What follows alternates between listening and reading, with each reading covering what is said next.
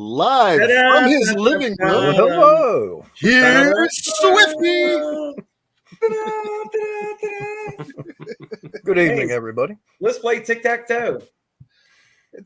We don't have enough of us up here yet. Damn it. I guess we do know. Man, how's everybody doing tonight? Doing great. And it's awesome to start the show off with a bunch of X's and O's because we love this community. That's right. X's and O, that means hugs and kisses, right? Oh, yeah. Hell yeah. Let's see. Who all we got in here tonight, Pat? I see Jim Steele. Of course, Randy's down there in the comments as well. To dive and detect. Welcome. Creating with Karen Wade is here. Mr. Diggs, how you doing, buddy Rowe? The gang's all here. How about that? Oh, yeah, they're starting to pour in now. Here's Olin Borden. Welcome aboard. Yeah, man. Toby, what's up? 717. Yep. Nice. Yeah, man. Just a swinging. I love it, man. John Anderson, is that right? Yeah. Yeah. That's Just right. a swing. Yeah. Just Someone correct me if I'm wrong. Couldn't tell you. Yeah, I love You're the correct. name of that. Hey, guess who's in the green room? Who would be in the green room? Well, you have to Is guess. it Captain Kangaroo? No. Close. The Moose? No. Close. Marty Moose. Dang. Yeah. Mark, do you want to guess? I have no idea. Honey Boo Boo? Yes. Exactly. Honey Boo Boo. Awesome. There you go right now. There he is. It's Shane. Hey, Shane, Hey, Boo. Peekaboo. it's Boo Boo. Hey, Boo Boo. Well, how's Shane? My picnic basket. What's up, guys? Yeah. Sorry it took me so Doing long. good. I was having some technical difficulties. Oh man, it's all good. Am I in the camera? You In are. the camera. Okay, good. Yep. That's all. Is it snowing at your house, Shane? It is. We got like about an inch right now. It's still That's coming about down what we pretty have. Yep. And it's still snowing at your house, Randy? Yes, sir. Yeah, they're calling for 3 to 5. Yeah. We'll We're see. supposed to get another 3 to 5 here tonight too. We got a solid 8 inches of sunshine here today. It was Oh, like, God, I'm not man. going out in that mess. I just hung out at home. You know what? We got about that amount of sunshine today too. So a lot of this snow we got has melted, but it's dropping down below freezing tonight, and it's supposed to start snowing again. And yeah, It's already 27 here. Yeah.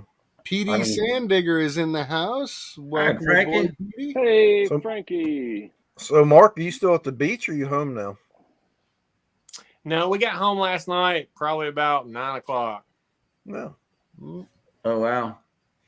And so you put out a video when you're down there at the beach.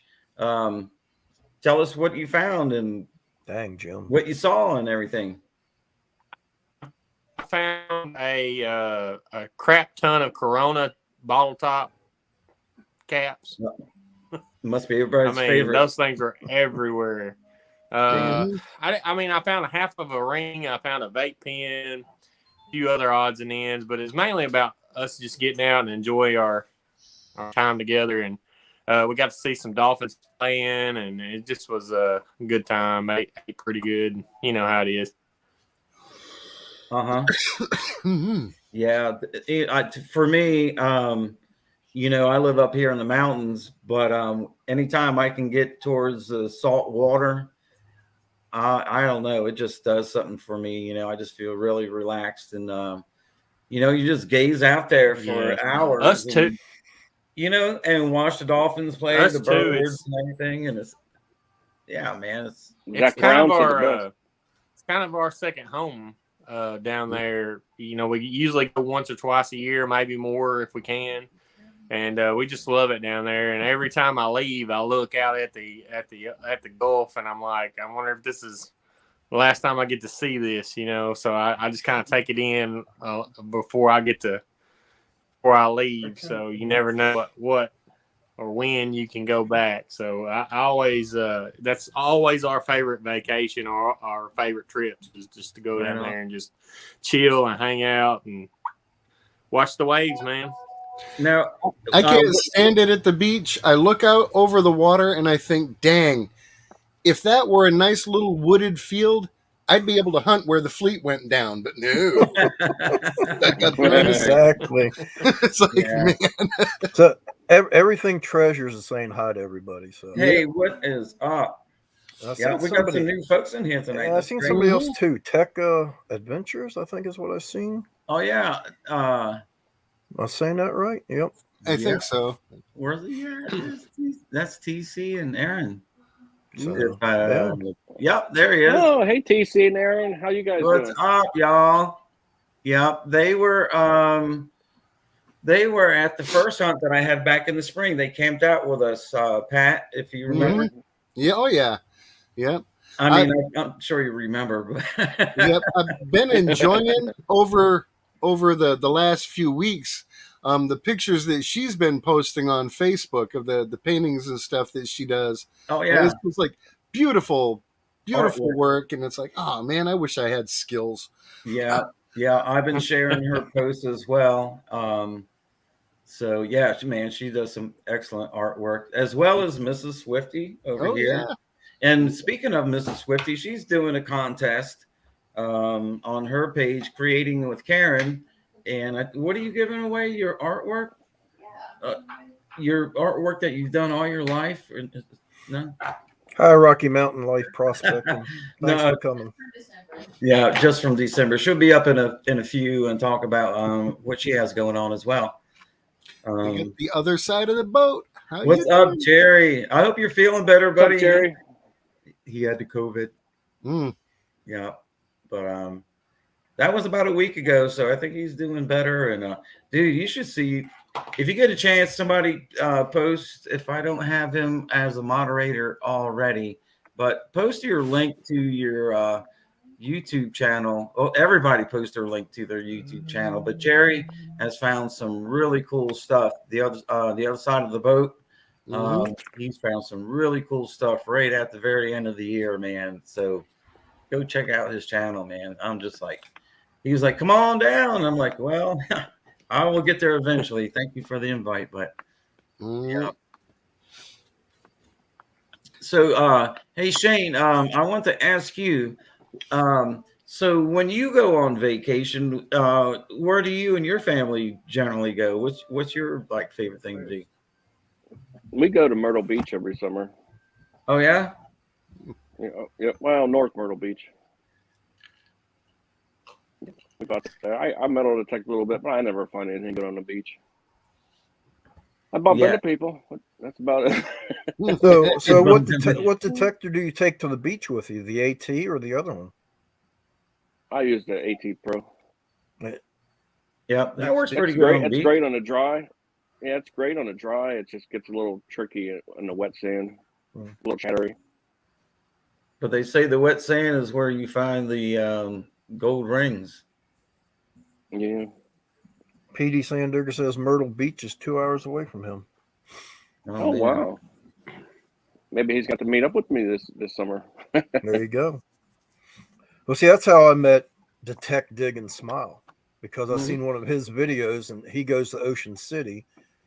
Me and my family go to Ocean City every summer as well. That's how I found Detect, Dig, Smile. Right on. Got Digger Dan King Clad has joined the fun. Welcome aboard, Dan. brother. Hope your new What's year up, is Dan? starting off with a bang. That's right. I tell you what, he finds crazy amounts of clad. Oh, geez. I don't know anybody who finds clad like he does. You know, when I first started detecting, that's all I did was hunt clad because I wasn't like aware of other things that you could find metal detecting. So for a couple of years, that's pretty much, and I'd be like, oh man, I found a buckle, I throw it in a box I had, or I found a spoon, what the hell, and I was always about the coins. And then I started doing some research on some of this. I have this huge box full of stuff, and I just started doing some research on it. I was like, holy crap, man! I've got stuff from the 1700s, 1800s, and shoe buckles and this, that, and the other. So that totally changed me. I was like, all right, I'm digging up history. I want to dig up more history now. You know, don't get me wrong. One great thing about going out and finding the coins.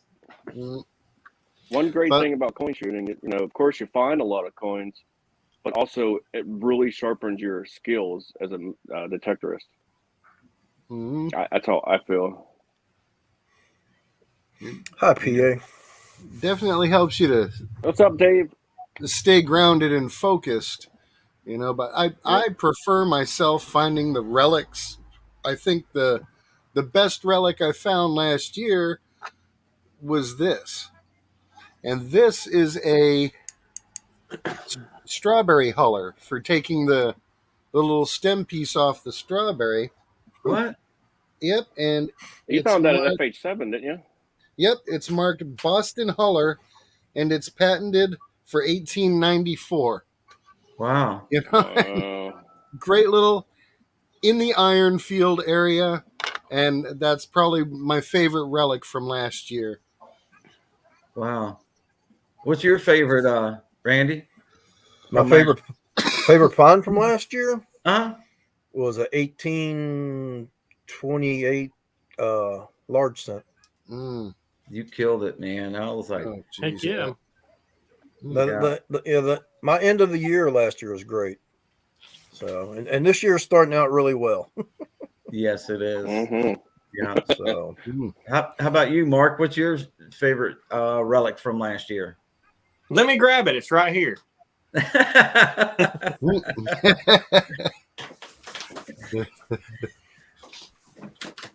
thought he was pointing says there. It beats mine.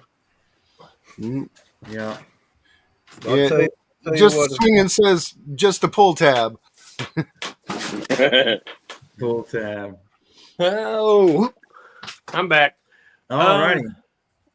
You can see it right here in the middle.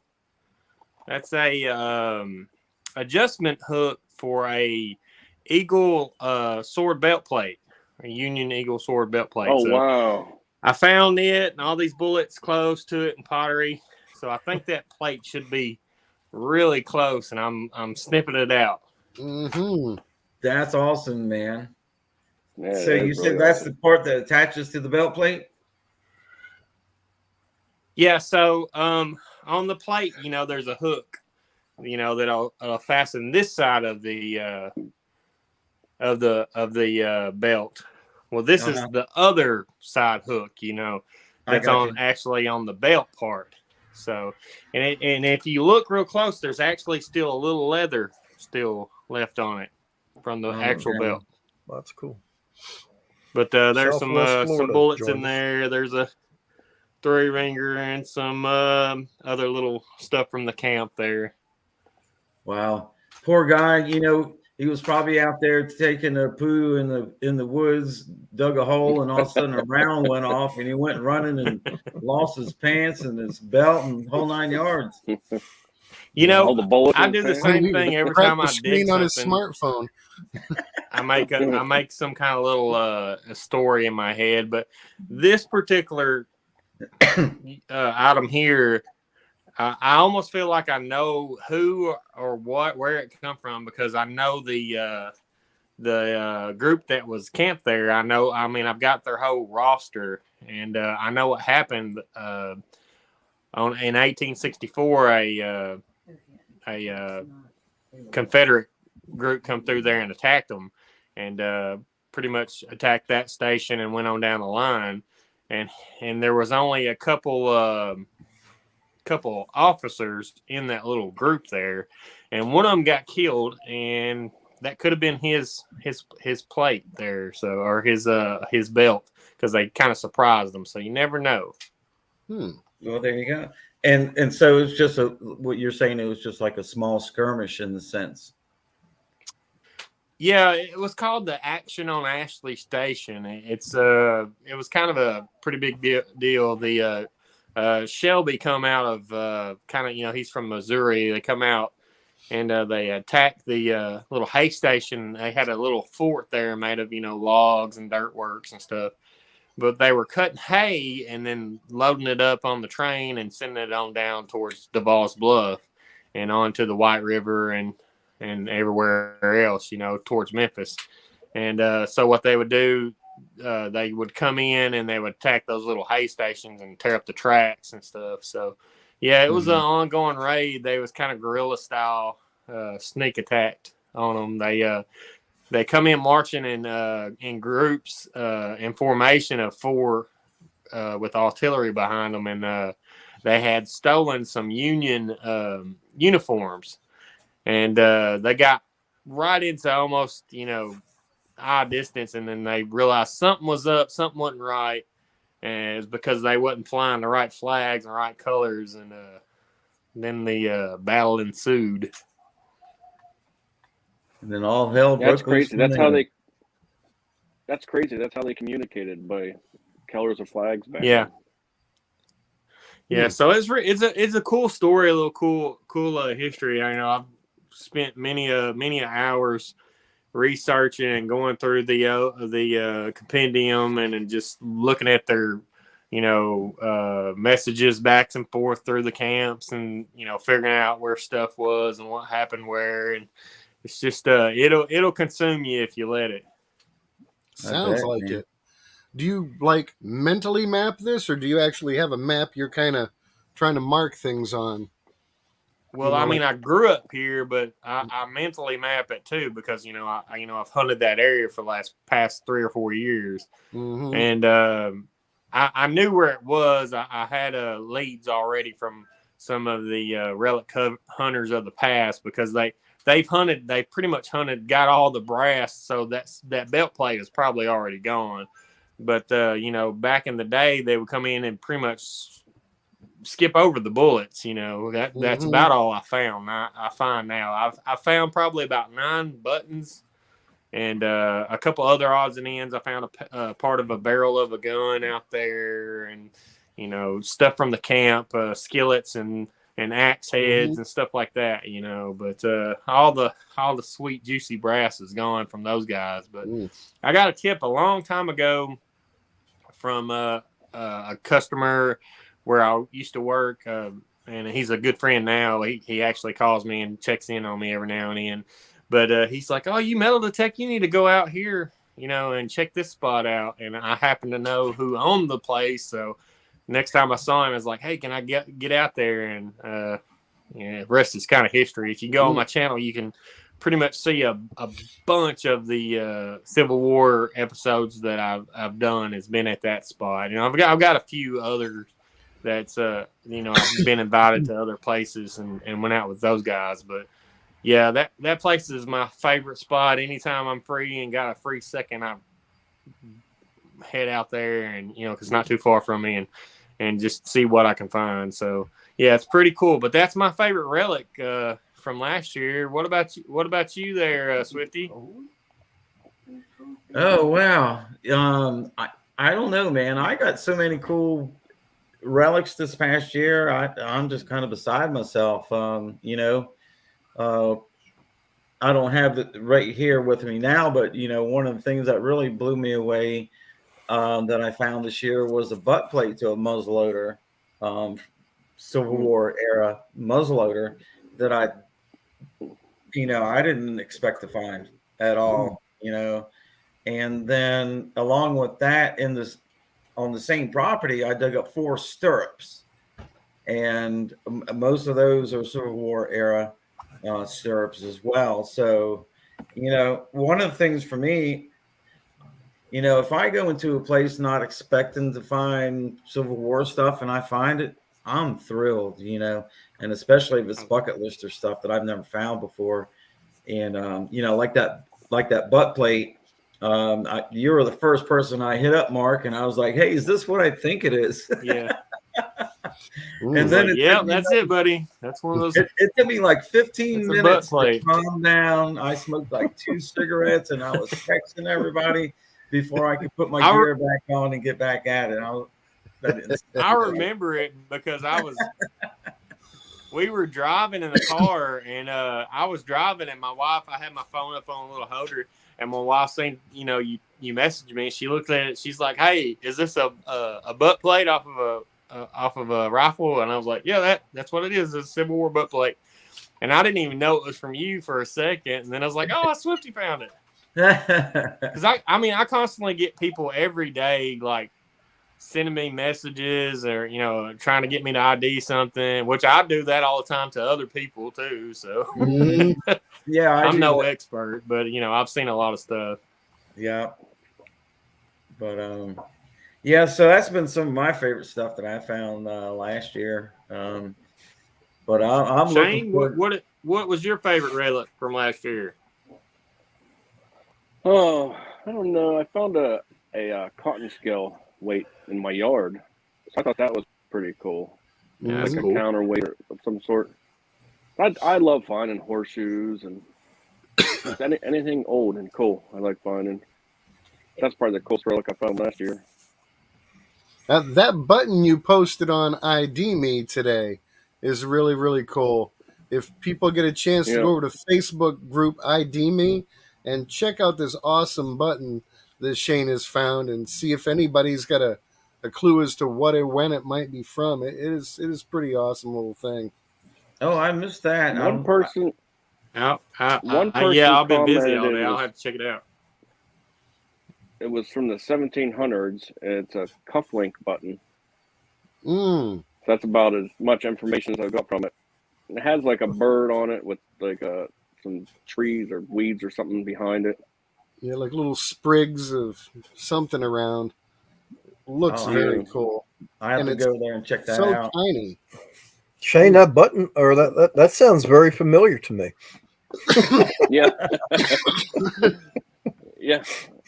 Yeah, we just found it yesterday. Randy and I were out. Y'all were And we killing had a the pretty amazing colonial. day. Y'all were killing the colonial relics yesterday. I was like, wow. So Oh yeah.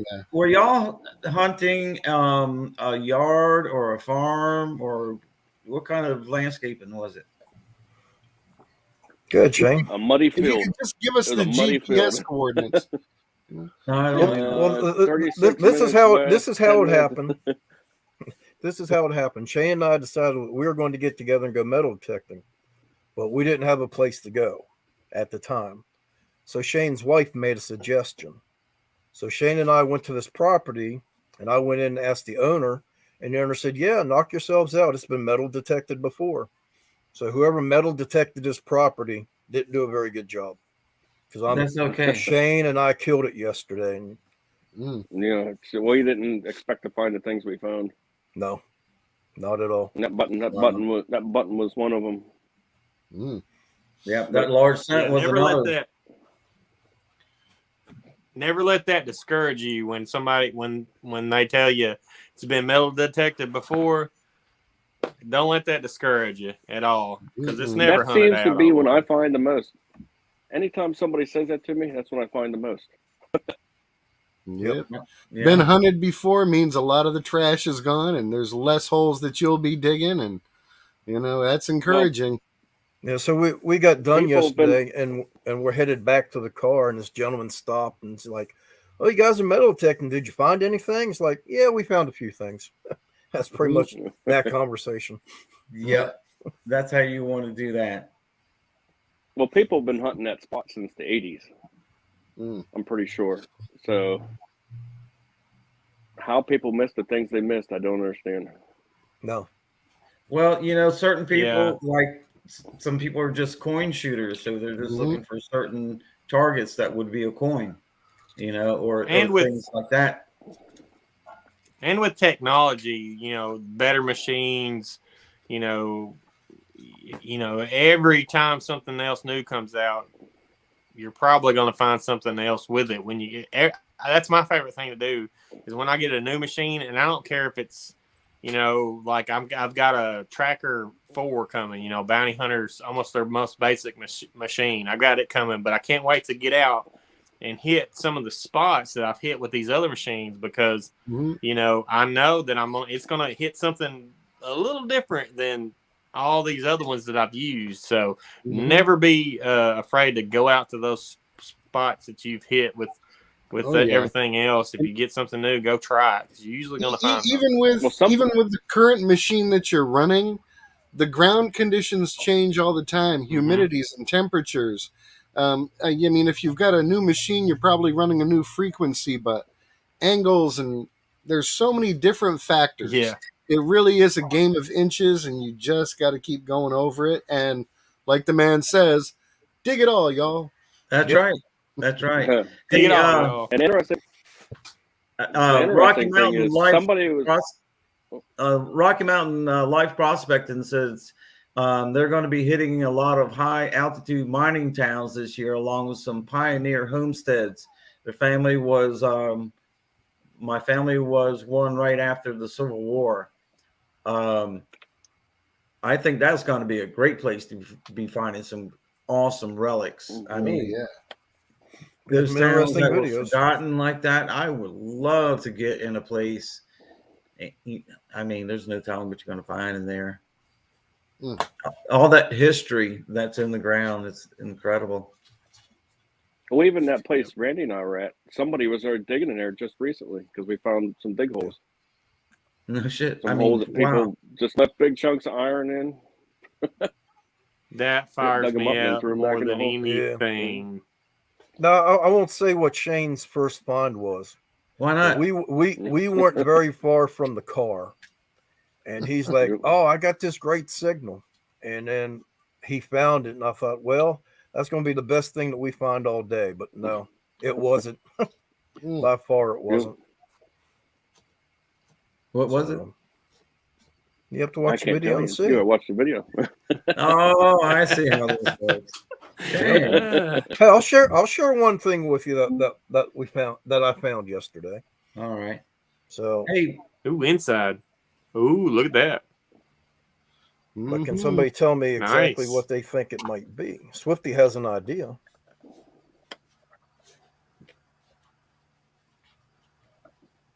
I don't know if you can see it very good, but turn it up like that. like this. Yep. So you can see it's been over here. And then you got this piece that comes out and curves over like it's hooked around something. So yeah. I'm not sure. I know what it reminds me of, but I'm not going to say what it reminds me of. What's it? No, it's nothing funny. I don't know if that's what it is or not. So yeah, I think it's kind of big maybe for that. Lock cover for an old chastity belt or something. It could be. You never can tell. Hey, Cynthia's in here. Hi, Cynthia. Hey, Yeah. Cynthia. We got a lot of people coming in. Cynthia just showed up. Nice. Who else did I see? Papa Rouse is Cynthia. here. Hi, Yeah. Bill. Hey, What's up, Bill. Bill? Everything Treasure, they showed up. Mm-hmm. Great finds, Mike. If y'all remember meeting Mike at the spring hunt that I had, he was there. Yeah, he's a great guy. I love talking to Mike. He finds all kinds of cool stuff. Yeah, him and Aqua Chigger, they get together a lot, and man, they find a lot of great stuff. He hunted a couple days ago with Drew.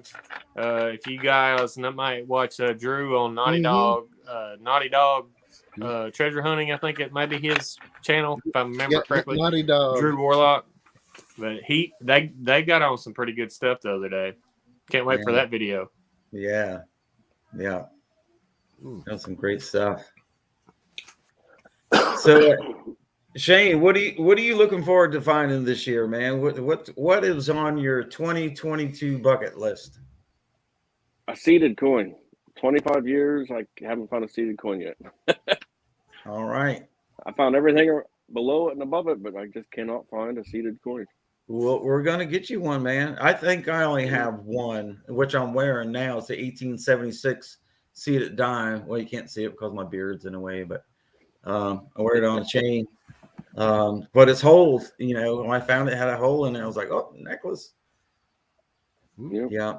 How about you, Pat? What's on your bucket list for this year? I think it's going to be pretty hard to come across in Florida, but I would really love to get a flying eagle scent. Oh, That's like the biggest coin on my bucket list, really, and I don't know why, but it's just so beautiful, and I want one Yeah. really, really bad. It's one I of my can't favorite believe they didn't coins. make those longer. They need I to bring them know. back. Mhm. Because they only made them two I'll be years, right I back. think, 2 or 3 years. Yeah, I think it Okay. was 2 or 3 years. I'm not positive, but yeah, it was a short window on those. Yep. Mm. Yeah. 1858. That eagle on 1860 that maybe. is just beautiful. Hmm. Yeah. It's like I've been tempted to buy one just to have one, but that's not the same as catching one in the wild. I Yep. don't want a farm raised one. I want one I caught out there. That's right. That's right. Any coin older than I did buy one this year 1892.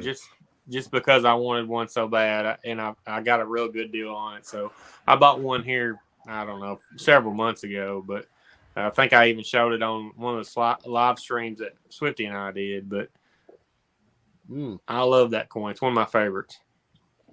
Yeah. How about you, Randy? The oldest coin?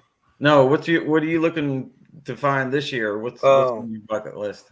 I agree with Shane. Something seated. I'd like to find a thimble, whether it's silver or whatever. A silver thimble. That's on my bucket list. I've always wanted to find one of those. Get one right there. Yeah. One of my top finds from last year. Another one of my bucket listers is a marble. I can never seem to stumble upon a marble in my holes. Huh. Because I can't see them. Everybody else digs up a hole and they can see them, and I just never get lucky enough to get one in my fingers. Yeah. Yep. Yeah. It'll happen. Well, maybe you'll look up like I did, and find one of those change purses full of those Bennington marbles, like I found. Those things are beautiful. Yeah. Yeah, that was the coolest. One of the coolest things. That's still my favorite find of all time. And I think Chris Altman's he's going to be doing another book, from the ground up. And I'm getting to get featured in that book, or one of the participants in the book. And I think that find is probably going to be the one that I'm going to enter into it, because I think it's still my favorite thing I've ever found. I think is that change purse with those Bennington marbles in it. Now, was there any coins in there also, or just the marbles?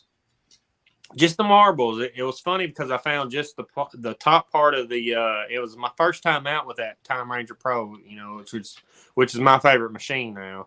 But I found just the top part of the change purse, and I just kept getting signals. Every time I put my pinpointer down, it's beep again, and I found another little piece of it, and it was come to find out it was a 1890s change purse. German silver change purse, and I think it had 4 or 5 of those Bennington marbles in it, which was the same time period, 1890s. So it kind of all lined up together, and then not even 10 feet away, I found like a 1890. I think it was 1895 or 1897 Barber dime, and so that little spot there, it produced pretty good for me.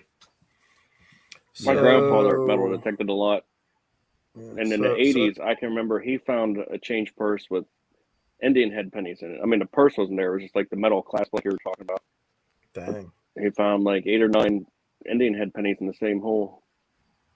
Wow. That's definitely a coin spill. Yeah, that would be a cool find. So Tekka said he would like to find a Trime. Yeah, me too. Somebody 717 said he found one, but he had to give it back. So I guess the homeowner wanted it. I guess. I hope you got a picture of it. I guess what I've seen in this chat.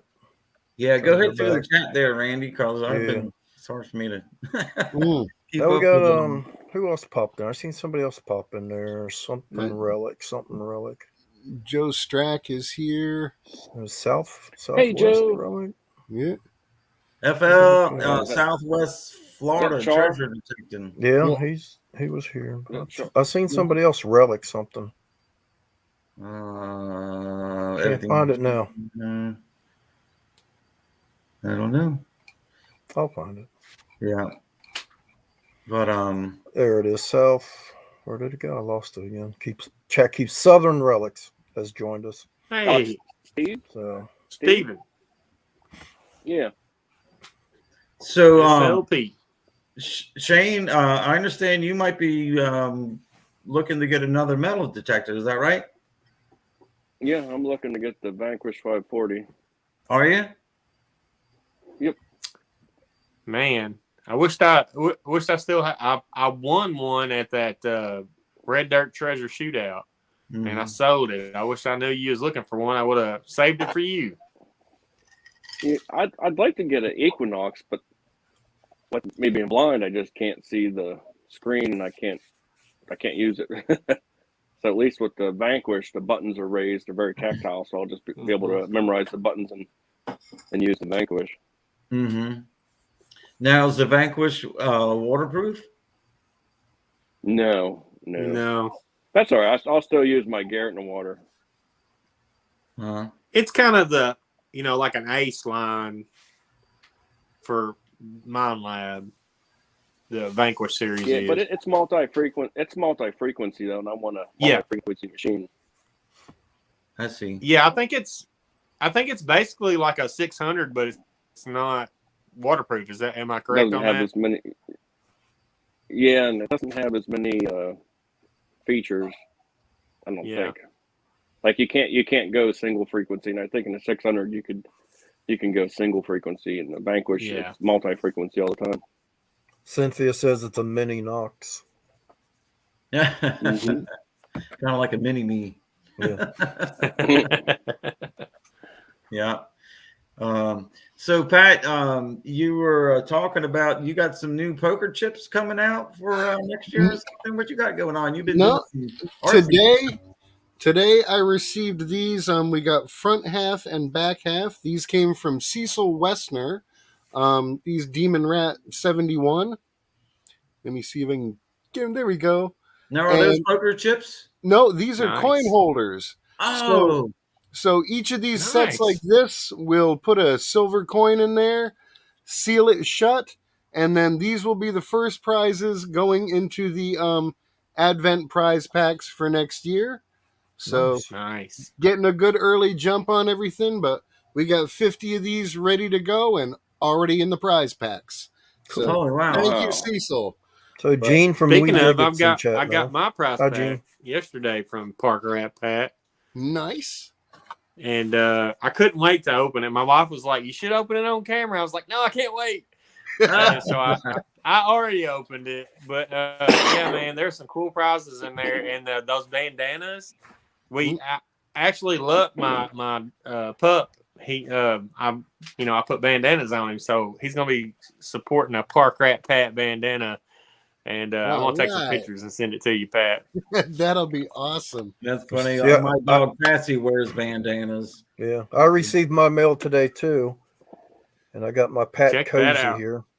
And he's got one of the koozies. If you've got a prize pack coming and your koozie, the little cotton ball on top of the mouse, if it's not a complete ball, that means you won one of the shirts that's up in the giveaways. And so check your koozies. And I should check that. Heck yeah, give it a check. Check it out. I'll show it to you, buddy. You could win an awesome shirt that I got from you. Mark is gone. I'll go check that. That's right. Hey, y'all. There you go. Oh yeah. And after you're done with that, I'm going to show you all what I got in the mail. And speaking of getting the mail. We've been snowed in for so long. It's still a cool koozie. That is a very cool koozie. Oh, yeah. Yeah. They're sweet. Swifty, did you get more sweaters in the mail? Well, I got some more mail today. Matter of fact, we've been snowed in for so long, we didn't get mail until the first time today since, Saturday was the last time we got mail. No, we didn't get mail on Saturday because last Friday was the last time we got mail until today, actually, because we've been snowed in and the mailman couldn't get up here in the mountains. So, he brought me some junk mail. You want to see what it is? Sure.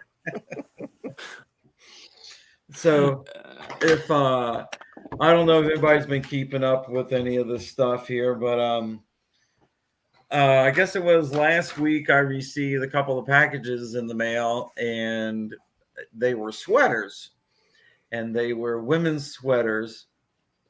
And of course, I didn't order them. My wife didn't order them. I hit all my friends up. Did you send these to me? No. Well, the mystery continued. Got the mail, and there was another sweater in there that I did not order. Nobody knows. But this one is vacuum sealed, which is funny. I'm going to open this up here in a few minutes because I want to see if it goes, Looks like a nice chunk of jerky. You may only think it's a sweater. You could open it and it'd be a mattress pad. Yeah. I mean, I thought it was like beef jerky or something somebody sent me, but it's a damn sweater. And then he box sent me a message, and he's like, dude, guess what I just got in the mail? I was like, I don't know, a sweater, just jokingly. And we're driving down the road, and we're somewhere in Mississippi coming back yesterday, and he's like, yup. I was like, what? And I was laughing so hard over there. My wife was like, what the heck? Are you okay? I swear, I almost made her stop because it was just like so funny to me. She's like, he's going to think you're sending them to him. I was like, I promise I'm not sending him sweaters. But now that's a pretty good idea. It is. What's the return address on them? There's no return address. It's from Amazon, actually. I'll tell you the story. I did some research. Well, here's the other package I got. It was this book. If anybody wants to read it. Huh? One of the paperback novels. Yeah. Sounds like a cozy afternoon, Swifty. Yeah. You get one of your sweaters and read your book, drink you some tea. Cuddle up under a duvet. Yeah. Somebody send me enjoy time with the cat. That's it. If anybody wants to read this, let me know. I'll send it to you for free. I'll read it. So I started receiving all this stuff in the mail, and I did some research because, of course, I didn't order it. Nobody sent it to me knowingly that I know. And there's this thing called brushing scan. And so what happens is these companies who are part of like Amazon, they sell all their warehouse stuff on Amazon, whatever. They get your name and their address and your telephone number, and they set up a fake account and send you stuff. They actually buy it, but they get the money right back again because they set up a fake account with my name. And so they send me all this stuff. And it's, I did the research, like I said, it's all free for me to keep. They send it to you, it's yours. So that's the good part of it. The thing that they're trying to do is like raise their selling ratings and stuff like that. It's a scam for them, but yeah, they at least could have sent you some metal detecting stuff. Huh? Yeah, something I could use. Hey, but this one is not freeze dried. I keep saying that. It's vacuum sealed. Vacuum sealed. Thank you. It looks freeze dried, don't it? Yeah, it looks like a big chunk of jerky. That's what I'm saying. Just put some water. Just put some water on it. It'll come back. So let's open this thing, man, and see what happens. Want to? Yeah, people are saying in the chat it's a shame they didn't send like you silver coins. I know, silver coins, gold coin. Oh no, I already got a gold coin. Yeah. You sure did. Rub it in our face. You got to keep those, man. Yeah, I'm keeping the gold coin. All right, let's see what happens. Poof! Boom! Let you get that little thing from like the cat food. That's it. Fresh. That's pretty nice, Swifty. All right. Hey, I like the neck on it there. It's turtleneck too. That's a turtleneck. And in the right the color, color. you could look like Baby Yoda. Yeah. Now you got to try it on for us. Okay. I'll be right back. Okay. Oh, Lord. He's not a sweater color guy, was but it? I think he's turning into one. Karen, if he starts putting on your nail polish. I am a lesbian caught up in a man's body.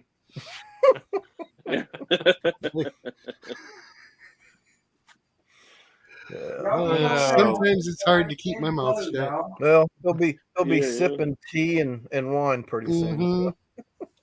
Sitting down there with his Agatha Christie novel. Yeah.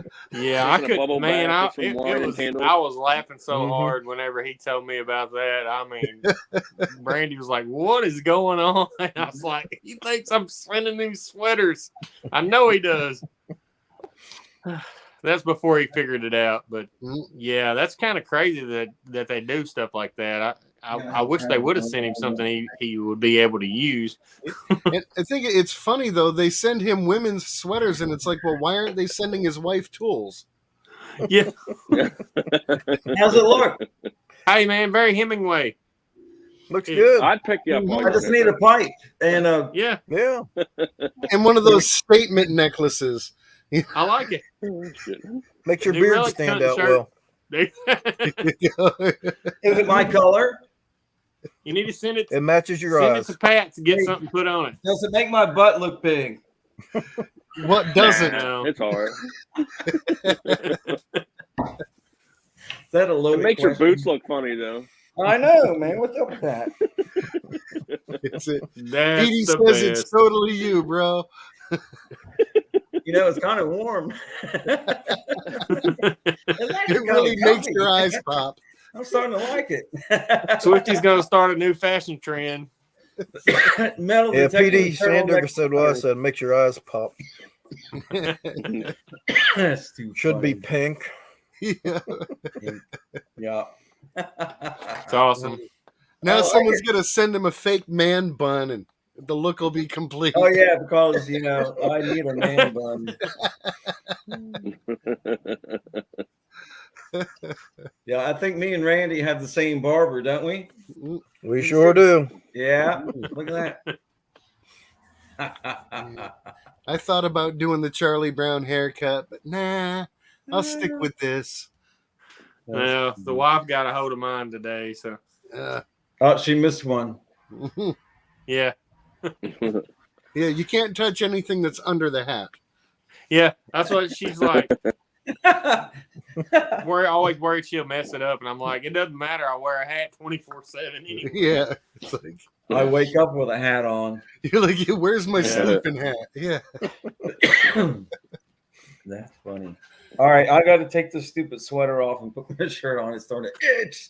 it must be real wool. Awesome. Ooh, Like Look an at my episode of boobs Big grow. Bang Theory. that's nice, man. So, Mark, I'm not sure if Dan's saying that you have more hair than he does, or I have more hair than he does. I'm not sure about that one.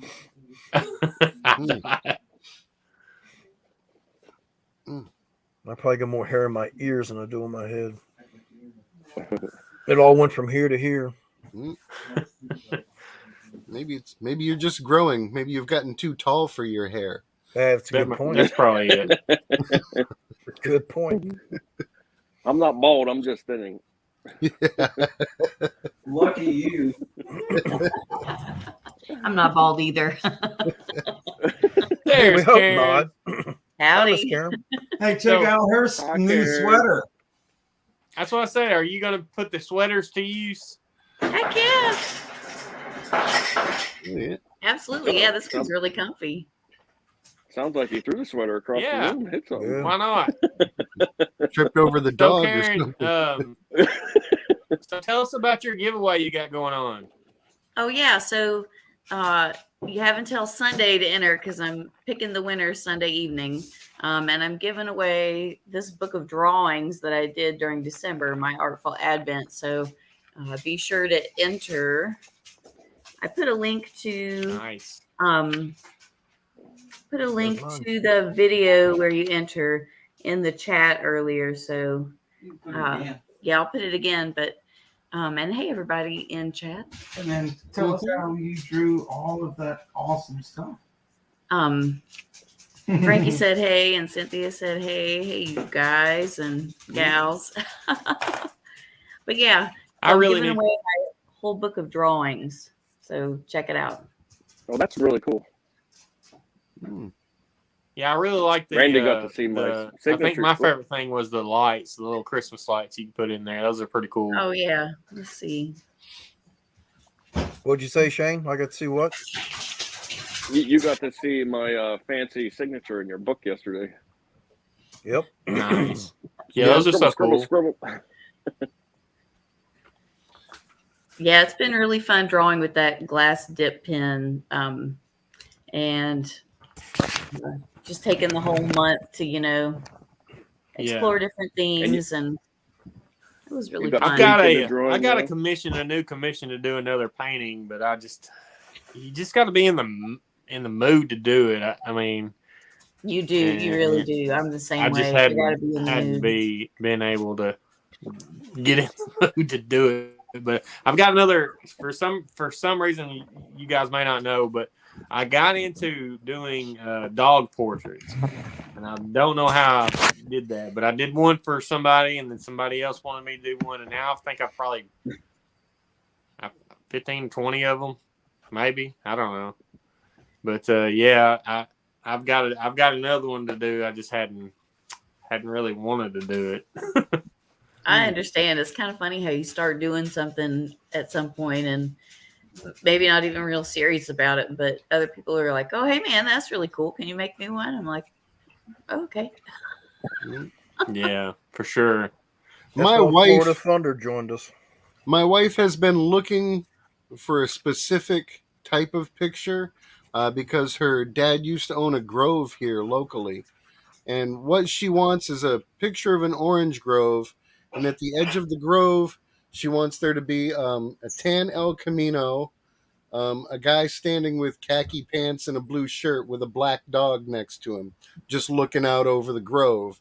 Because that would be her dad and his dog and the car that they always drove around the grove in and stuff. And she wants a picture like that so bad. I mean, everybody we meet that does any kind of painting, she's like, "Could you do this?" And they're like, I don't know.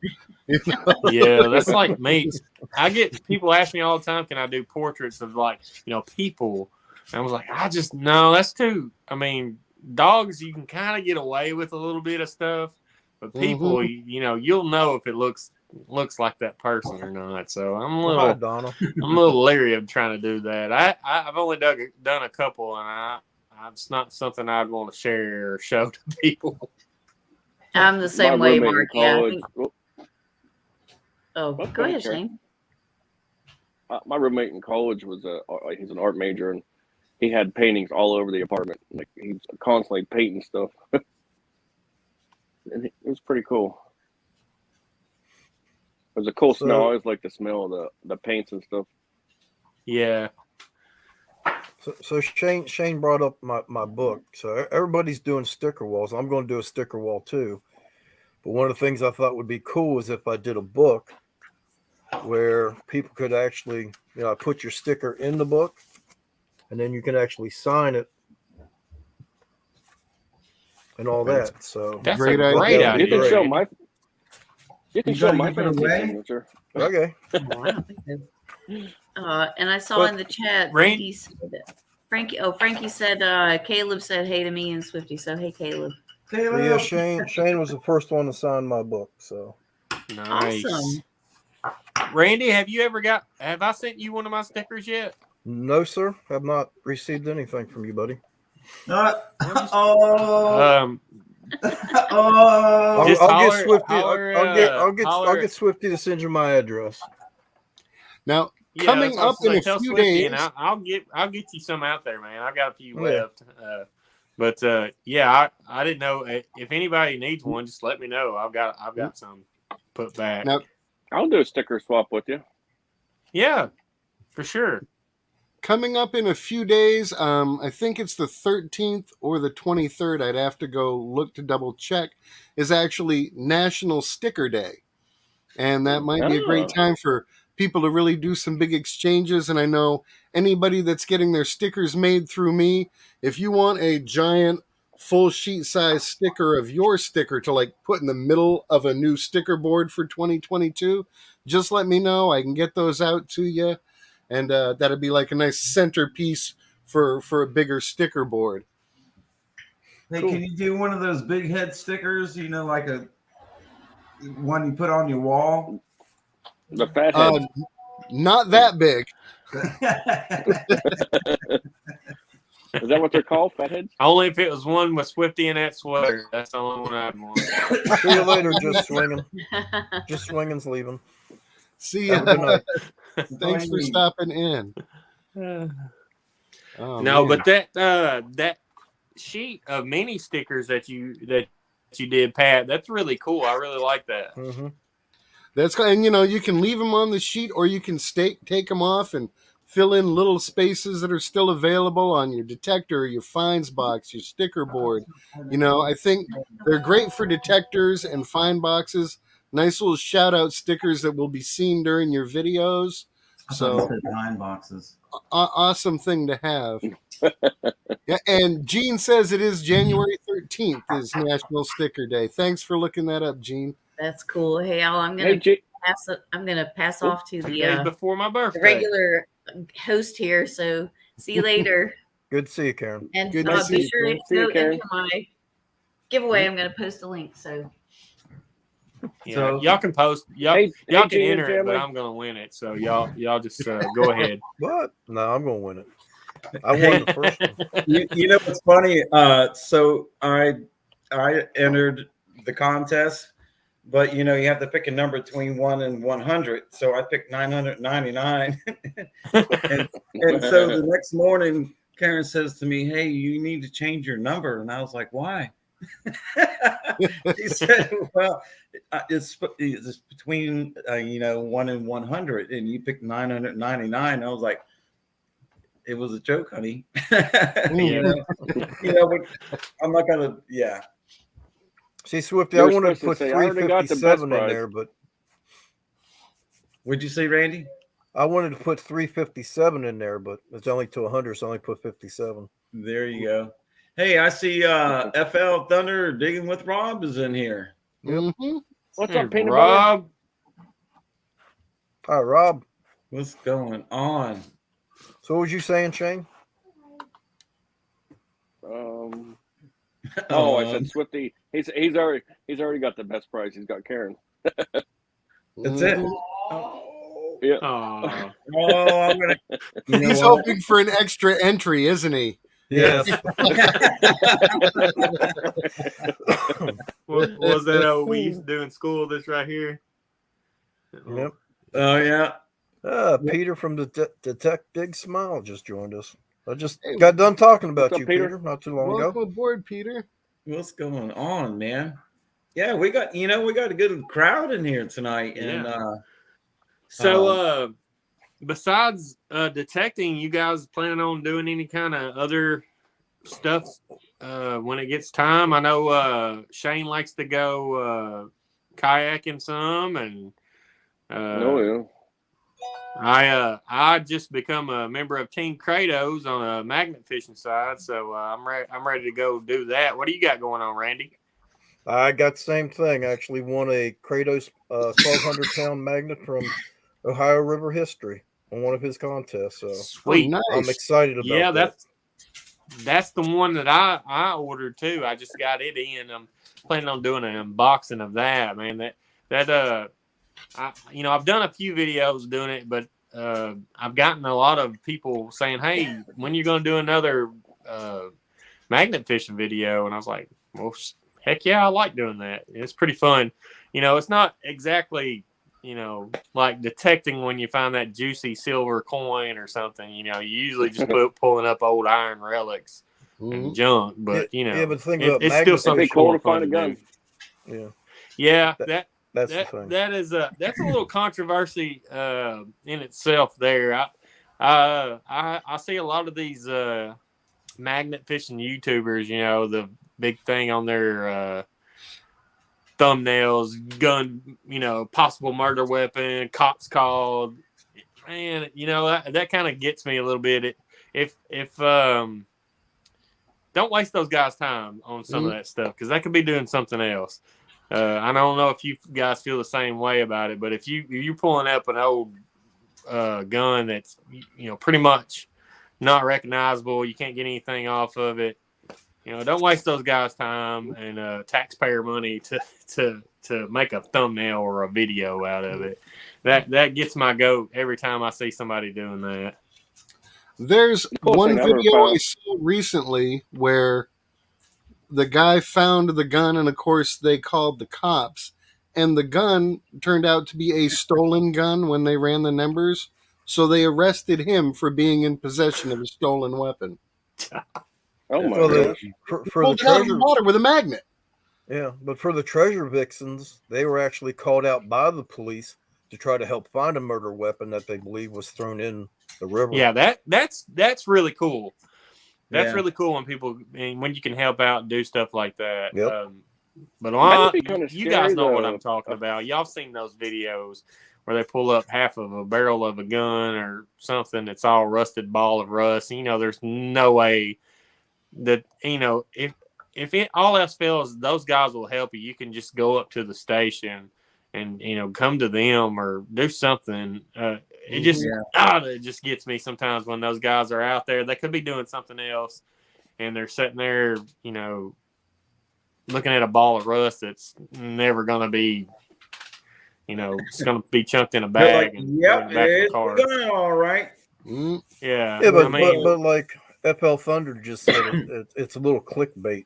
Yeah, teach it's people to clickbaity, click yeah. on your video. Yeah. So Now, Shane, have you ever been magnet fishing? Oh yeah. Yep. Yeah, I usually what's just cool? do like boat docks. Yeah, you found some cool The coolest stuff. thing I'd probably ever. Yeah, I found a minnow bucket with minnows in it.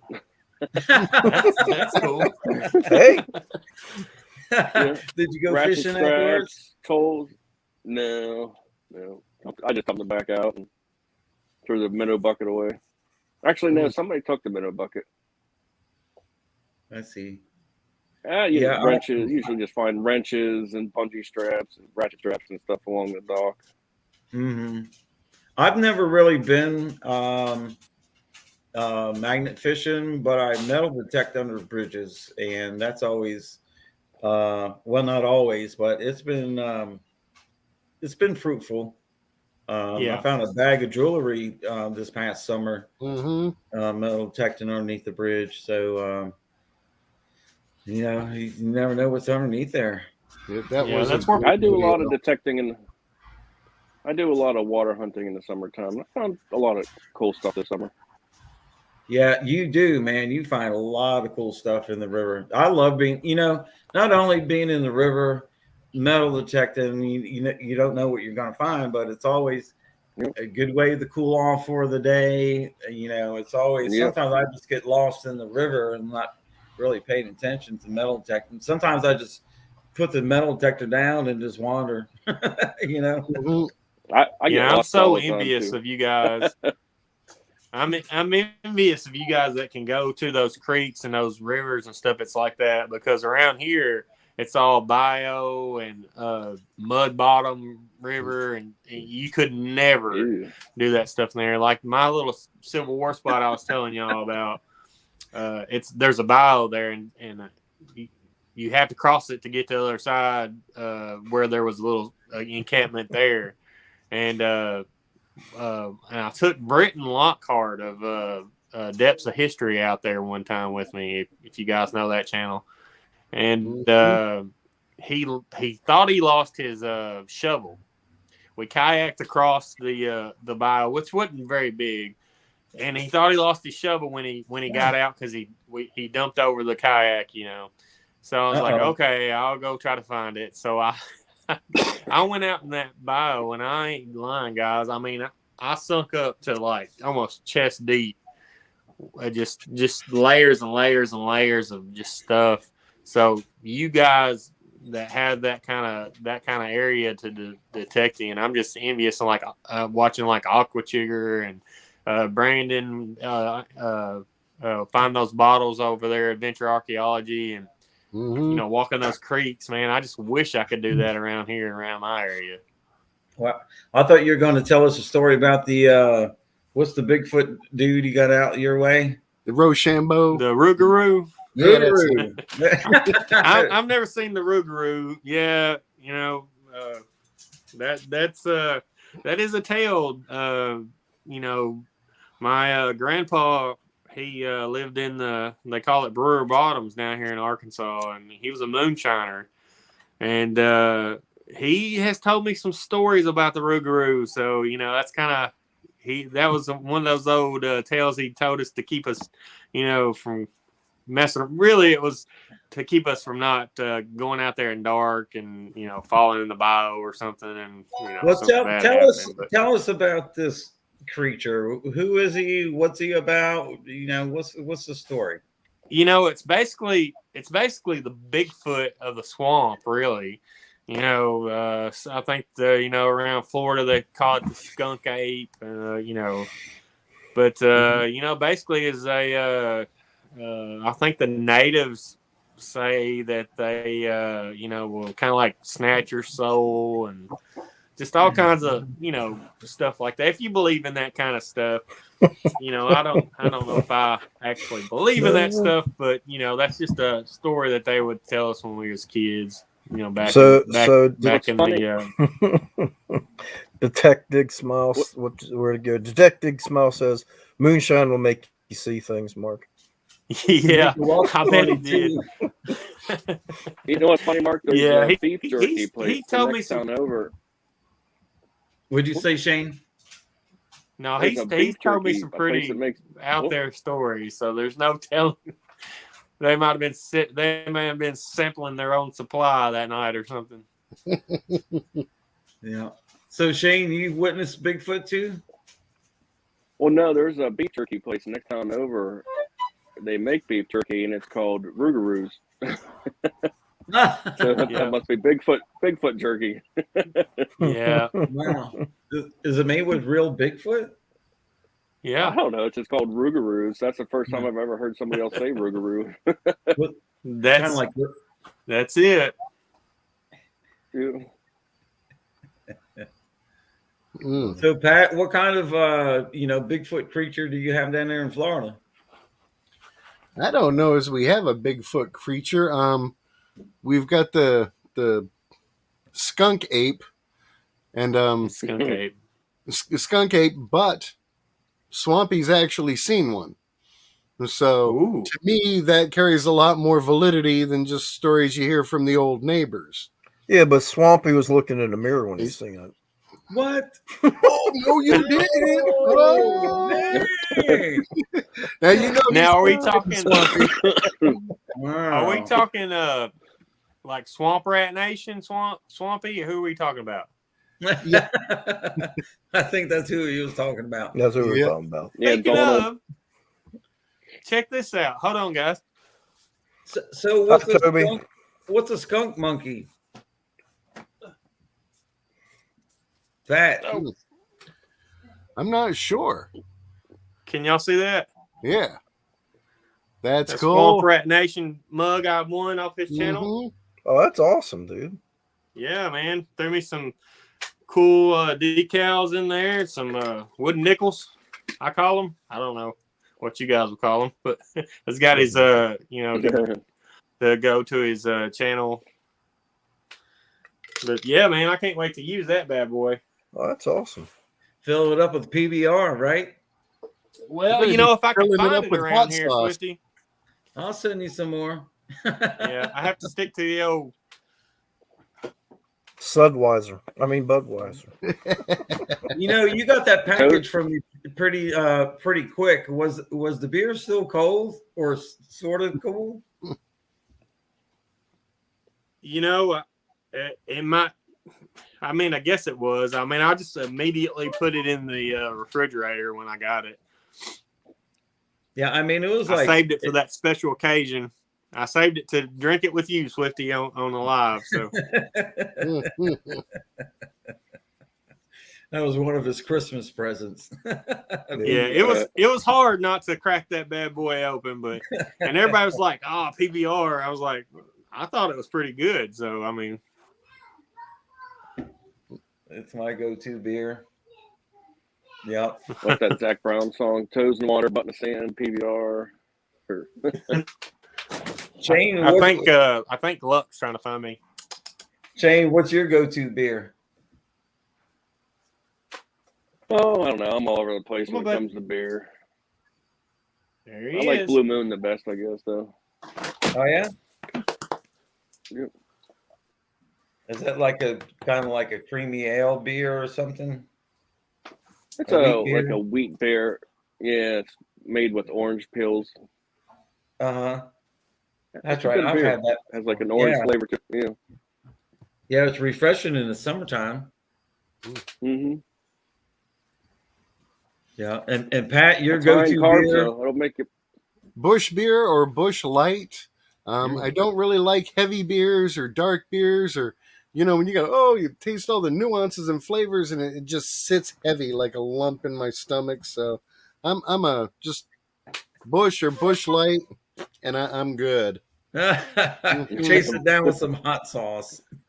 Ooh, Yeah, Ugh. staying but away from that stuff for a while. I'm thinking maybe this year doing like candies from around the world. Yeah. I think you'll I like don't know that how a you whole did lot. that all month. It sounded horrible. I imagine your face looked pretty horrible. you have I no think there's idea. a Shane. video. Yeah, So does anybody put salt in their beer? I There's a used Oh to. comment God. It was a comment in the chat there about a PBR with lots of salt. You know what I do put in my PBR from time to time is a couple of shots of hot sauce. Yeah. Yeah, baby. I remember. No tomato juice. See y'all later. Bye, I Gene. remember. Yeah, Good I night, remember Gene. when my dad and them CG. used to do that with salt and stuff on their beer. I don't know if that was a thing back in the day. It was. Hey, Frankie says he's got 30 hot sauces from around the world. I want to try that There you stuff go, out. Pat. Heck yeah. Yeah. Mhm. Yeah, where can we find that? Amazon. I picked Maybe. up a Billy Gibbons hot sauce when we were on vacation, so I'm kind of excited to try that next time we do a hot sauce tasting, Swifty. I Need need some hot sauce from India. I need to get some new hot sauce. I don't have everything I've had. Everything I have, I've about used it up. Got to get some new stuff. Yeah, Not me. I say where. need some more of that. You need some more of that ram sauce or that Munkin, Swifty. Yeah, I like that, man. And that last bottle of ram that I got from you when we did a live when I popped the top, Yeah. man, it was like a volcano. It was still fermenting, I guess. I didn't cook it long enough. You know, you gotta after you ferment it, you gotta cook it for a little while to, stop the fermentation process. And I guess I didn't do it long enough or something with that batch. I don't know. I'm kind of scared to open these other ones to be honest. Could you get drunk off of hot sauce? I don't know how much alcohol it would produce. I mean, I don't know if there's a lot of sugars in it, but this is a natural. This is not like a yeast, like you put yeast in like beer or or something like that. This is just like a natural fermentation process. Okay. It's not it's the same, but it's not going to produce like alcohol like adding a yeast or it's got it's a natural yeast. That's what makes it ferment, but not like intentionally doing it. Is what I'm trying to say. Yeah, But Karen says it's a lactic acid fermentation. Yeah. So it's not Nation the same. says Pat has plenty of hot sauce that he can share with you two from that Advent, which I think that's where he was going with that one. Yeah. I'm PD sitting on a PD bunch of said- hot cheese. Yeah, PD said he's going to make some videos with the hot sauce that he has. So I maybe can't wait PD to will see. join you Nice. guys one night and try one. Yeah, man. Yeah, he should let's do pop that. on there. Yeah, Heck yeah. let's keep Frankie in mind next time we do the hot sauce tasting. We'll have him come up, and I think Shane ought to do a hot sauce tasting with us as well. No way. I don't. He said, Not a hot that was sauce quick. Yeah. person. And I don't think he's in here tonight, but Johnny Small Pepper, I like to get him Yeah. doing this one night. I mean, he eats those hot ghost peppers or whatever, maybe and smokes a cigar, drinks some coffee, and he's like, yeah, that's about a one. And I'm like, dude, I'm on the floor just watching you. I just put Right now I've got on my about bedroom 3. wall. Good night, Donald. I've got Have a good about night. 3-gallon bags Donald. of ghost peppers left. I need to start doing something with them. Eat them. Yeah, no. That'd make a great I've video. I've tasted them. That's not something you want to do lightly. Pickle them. Maybe it'll make them a little less Oh, man. mild or Yeah. a little less Yeah, strong or something. Maybe put them in a little kind of like jalapenos. That'd be all right. Yeah, pickle them and use them in Bloody Marys. That's what I'm thinking. Throw them on some nachos or something. Mm. Oh, what? Almost nachos. Almost nachos. Oh. Funny as hell. Mm.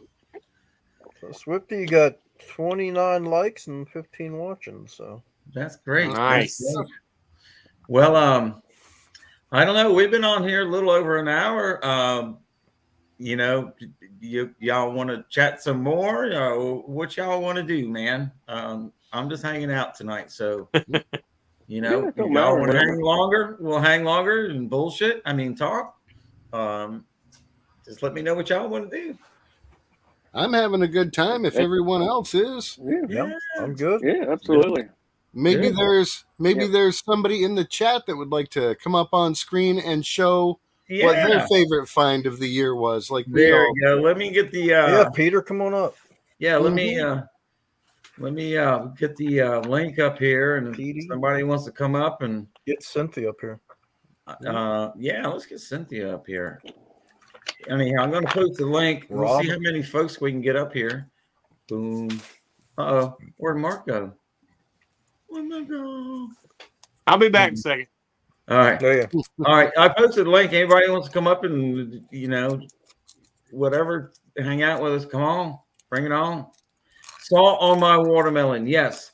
I like salt on my watermelon, and I like salt on my cantaloupe as well. Yep. You Yeah, put my salt in wife your does coffee? the same thing, Swifty. What's that? What'd you say, Randy? My Karen likes the same thing. Oh, okay. Yeah, man. Put a little salt on everything for me. You put salt in your coffee, Swifty? Well, no. How about you? Yeah, I've Night, done that. Cynthia. It takes away a little bit of the bitterness. Sometimes I'll put a little salt in it. Do you really? Mm-hmm. Eggshells will do the same thing. Okay. I like my coffee. I don't know. Back when When I I used to had drink a, coffee, I used to like to put orange peels in with the grinds while it was. Oh yeah.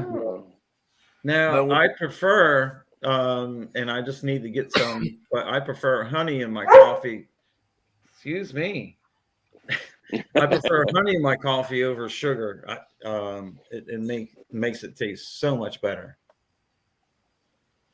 No, when we're out on maneuvers, Mark- they take coffee and dump it into a big pot. Yeah, Take eggshells and put in there, takes out the bitterness. that's what they told you. It was good. Strong, before- but it was good. before I had a Keurig, when I had a pot, like a regular coffee maker, I'd put a little bit of salt in the coffee before I brewed it. It would take away the bitterness. Hey, look, Mark was dig, asking earlier. detect, smile. Boom. What up? Hey, Scotty, how are you, buddy? Peter. Hey, Peter. I'm sorry if I didn't see you at first. I was just looking through and I saw this little thing down at the bottom and I scrolled down and there you were. So I'm sorry if I missed you. How long have you been hanging out? No, not long. I was like trying to figure out what the heck to click on and all that. So There you are. Well, you were picking your nose when I actually put you on screen. So yeah, probably. sorry about that. Man, what's up with you? What's new, man? So you said about, oh, you probably won't be able to see it, but I found this. It's got an eagle on it. I don't know if you can. You probably can't see it, but it's a button I found the last hunt of the year, and it has some gold gilding around the edge, but the back, instead of a loop, it's just got like a metal brace across the back. Is it a 2-piece? Yeah, it's a 2-piece. Okay. But I don't know how old it is. I found it in a park that, I mean, I've never found anything old in there, but that doesn't, mean. Would that be a lapel? Didn't they used to put the lapel things on both sides? They You were in did, the Army, but weren't you, Swifty? yeah, but the back of it, I really couldn't see the back of it all that well. But from what I can tell, it's probably from the early 1900s. Okay. Maybe World War One. It's hard to tell. Yeah. But judging by that, it's a 2-piece and it has that slot in the back. Yeah. Opposed to slot. a loop, a shank. I think it might be early 1900s. But that's just a guess, man. What does the eagle look like on there? I couldn't really tell. It's got a shield in the middle, and then it has an eagle, and the eagle's looking off to the side. Okay. Left or right? When you're looking at it, it's looking to the left. And then I got arrows in one, and then branches in the other. Arrows in one and like branches in the other. Yeah. That's okay. Yeah. But the shield doesn't have any lettering or anything in it. It's just okay. Yeah. So yeah, I'm thinking kind of like probably like Swifty. It's going to be early 1900s, late 1800s. I'm thinking just by the way you're describing the eagle to me. I mean, but like I said, I'm not an expert, but I've seen a lot of button maybe. Yeah. Oh, what? I'm thinking maybe a cuff button because it's so small. Is it small? Yeah, it could be. How big around is it? It's probably like the size of your fingernail. So about that round. Which one? Yeah, dime size, nickel size. Not some index finger. We lost Shane. Yeah, we did lose Shane. You know, it also, you know, there were civilian coat buttons that were made that in that style with that kind of backing as well too. So, I mean, but it's hard to tell. With him describing with the shield and the fig leaf and the arrows in it, and the way it sounds military to me. Yeah. You know, because that's just like the general, you know, any of the 1800s buttons is kind of, you know, looks like that. Yeah. Yeah.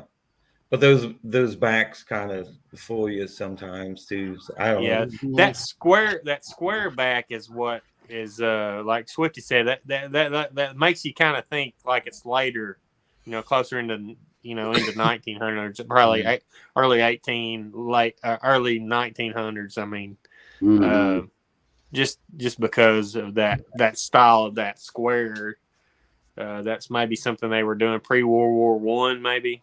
Yeah. I'm just guessing. This is guessing. So. Yeah, it didn't have a regular shank like it would be real old. So that's what sort of. Well, you know, it's still a cool button. You know what I'm saying?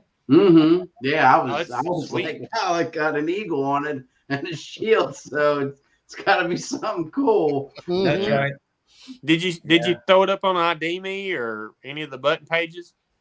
No, that's so I'll have to check those out and see. Yeah, one of those guys will know it just bam right off. Those guys, they're sharp on there. You know what? Some people are really into the buttons and they can just nail them right off. Yeah. But some of the stuff I've stumped the chump on there recently. I posted the one of the Sterling that regimental bracelets. button. Oh yeah, that one too. No one could put an exact date on that button, but I put it was a sterling silver bracelet that I found, and I couldn't make out the maker's mark on it. It's definitely 925. I tested it too, and I posted it on there because everybody knows about these maker marks. And I got no responses. One guy says, "I'm still researching. I can't find this one." Huh. So sometimes you stump the chump over there. Yeah. And so I'm waiting to hear back on that one, man. That regimental button you found, Swifty, that what did we say that was like around 1815, something around 1815 to 1830? And it was post 1812, so around Yeah. 1820, 1830. Yeah. And that was where I found the Civil War stuff unexpectedly too. So, and then I also found some other colonial stuff. I found some shoe buckles and tomback buttons and things like that as well. Sweet. But and Randy here recently, him and Shane been stumbling into the colonial stuff, man. Is this Russian name down here? Is that a troll? Yeah, I blocked it. Okay. Oh, thanks. I wasn't paying attention to. Oh yeah. Mhm. Go ahead and put them in timeout. Yeah, I did. He's got 300 seconds. That's it, man. You're out of here.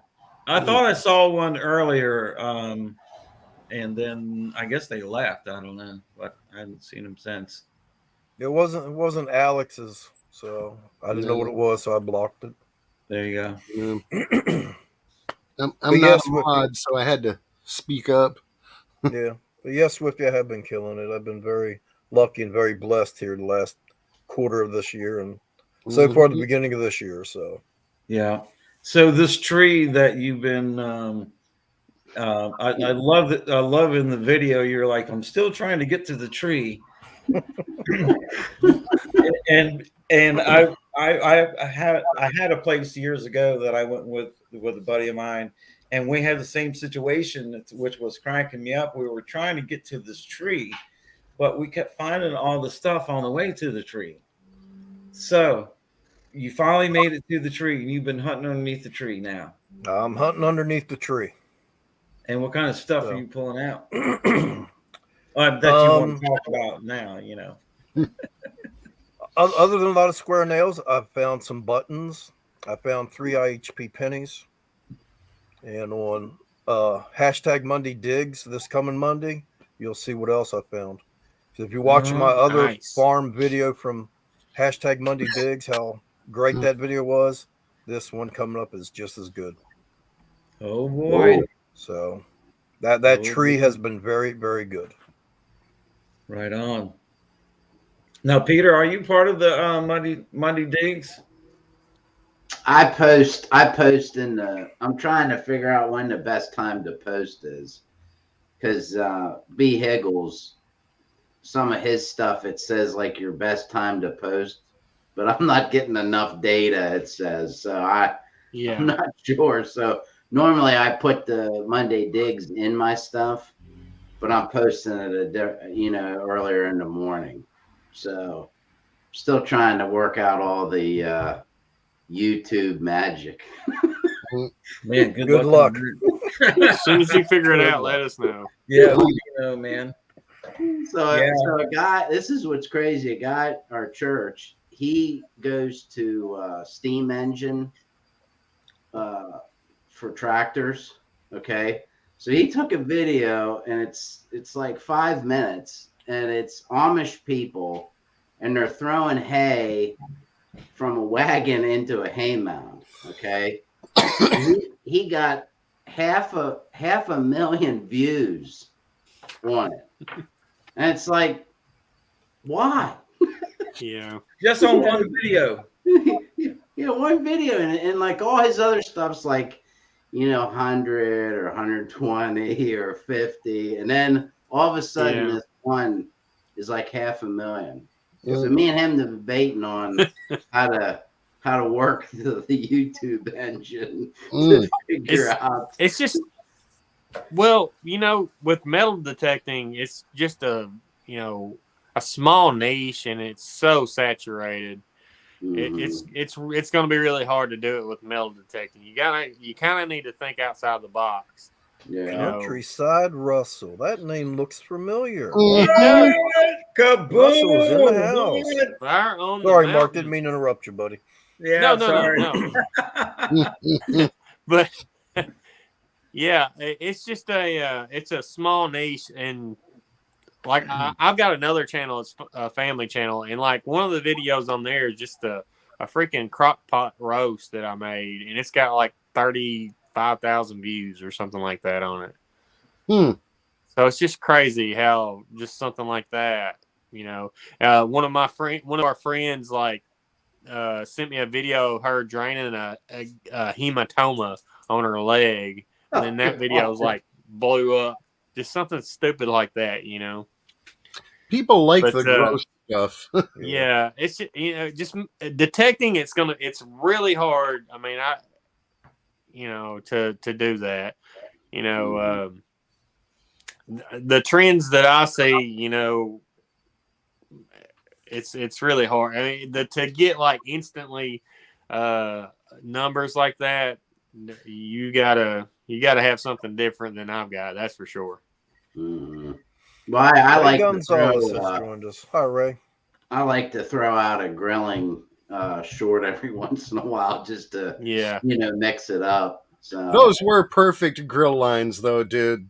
I know that was like the stuff you see in the ads. I know. You got to be proud of that. I tried. Yeah. You never know what's going to take off. I know Randy has some videos that he was like, dude, man, have you seen how many views I got since last night? I'm like, no, let me check. And I'm like, holy crap. And it's like, what, 21,000? What do you get on that one video? It was something outrageous. The one video is like, what is it, 22,000 views, something like that. Was it a short or was it a video? Short. No. Yeah, those shorts. My shorts go. My videos kind of hang around 100 views to 140 and below, but the shorts normally take off pretty well. I think those shorts, and I've been studying those. I'm trying to remember to do it more, but I think those shorts are going to be really good for getting people to your actual channel. That's kind of because people sitting there watching those videos like on TikTok and everything else, YouTube, Instagram, and everybody's got those kind of little short videos now. But those YouTube shorts are going to be really great to get people to your channel. And I think B. Higgles was talking about that the other day on one of his videos or something. Yeah. So the shorts has its own monetization process too, doesn't it? So yeah, it's something different. I'm not really sure how it works. Like I said, but no, since I've been doing more shorts and getting the views out there, I've noticed I'm getting more subscribers. Yeah. And what Higgles was talking about is he actually looks at his analytics to see where he gets more subscribers, and he's noticing shorts is getting him more subscribers than normal videos. Mm-hmm. Yeah. Hey, when you take a short video and you post it and you get 1,000 views or 2,000 views, a lot more people are seeing your stuff. Yeah. Sorry, Swift. No, I was just going to say to FL Thunder, he's been trying to get on with us live, but it says devices not connected, so I can't add you to the stream. So I don't know what's going on there. I just want to say that. Does one of us have to back out so he can get in? No, I don't know. Up to 10. You can have up to 10, I've seen before I got in here. Okay. Yeah, I have no idea. I never had this many people on live stream, so. I think Peter has us all beat. He's got the coolest looking one. Kind of salty looking. The beard. The beard. Well, normally I don't let it grow this long, but I was gonna play Santa, and so I thought I'm gonna let it grow out, and then I didn't know how to color it white completely, but then it wound up the place I was doing it I had to wear a mask. So I'm like, okay, well, I'm covering it up anyway. What does it Mhm. matter? Hey, check it out. Boom. Oh, wait. The studio is limited to 6 people. Okay, I will back Well- out and Let's say I've got to get kids ready for bed anyway. So Well, That was quick. there's Rob. There we Rob. go. Hey, Rob. Hey, peanut Yeah, I butter. thought the free one. I thought the free one was 6 people. Yeah. How you Before I been, go, Mr. I'm, I Rob? said 10 I'm cheap people. ass. I'm free. I'm doing good. I was Me trying to get too, my. Footy. I was trying to Free's get always my. better. I was trying to get my high def camera to work, but for some reason it works great on Pat Zoom, but it will not work on StreamYard on this computer. You just have to use your low That's def what one. was going on. So you guys get the fuzzy Rob. That's all right. You Fuzzy still look the same to me, Wuzzy buddy. Rob. Fuzzy Rob's better than no Rob. That's Yep. right. So, Peter, is it You look snowing just up as your handsome, way? fuzzy. Yeah. I yes, do look it good, is. don't I, Shane? How about Fuzzy Peter?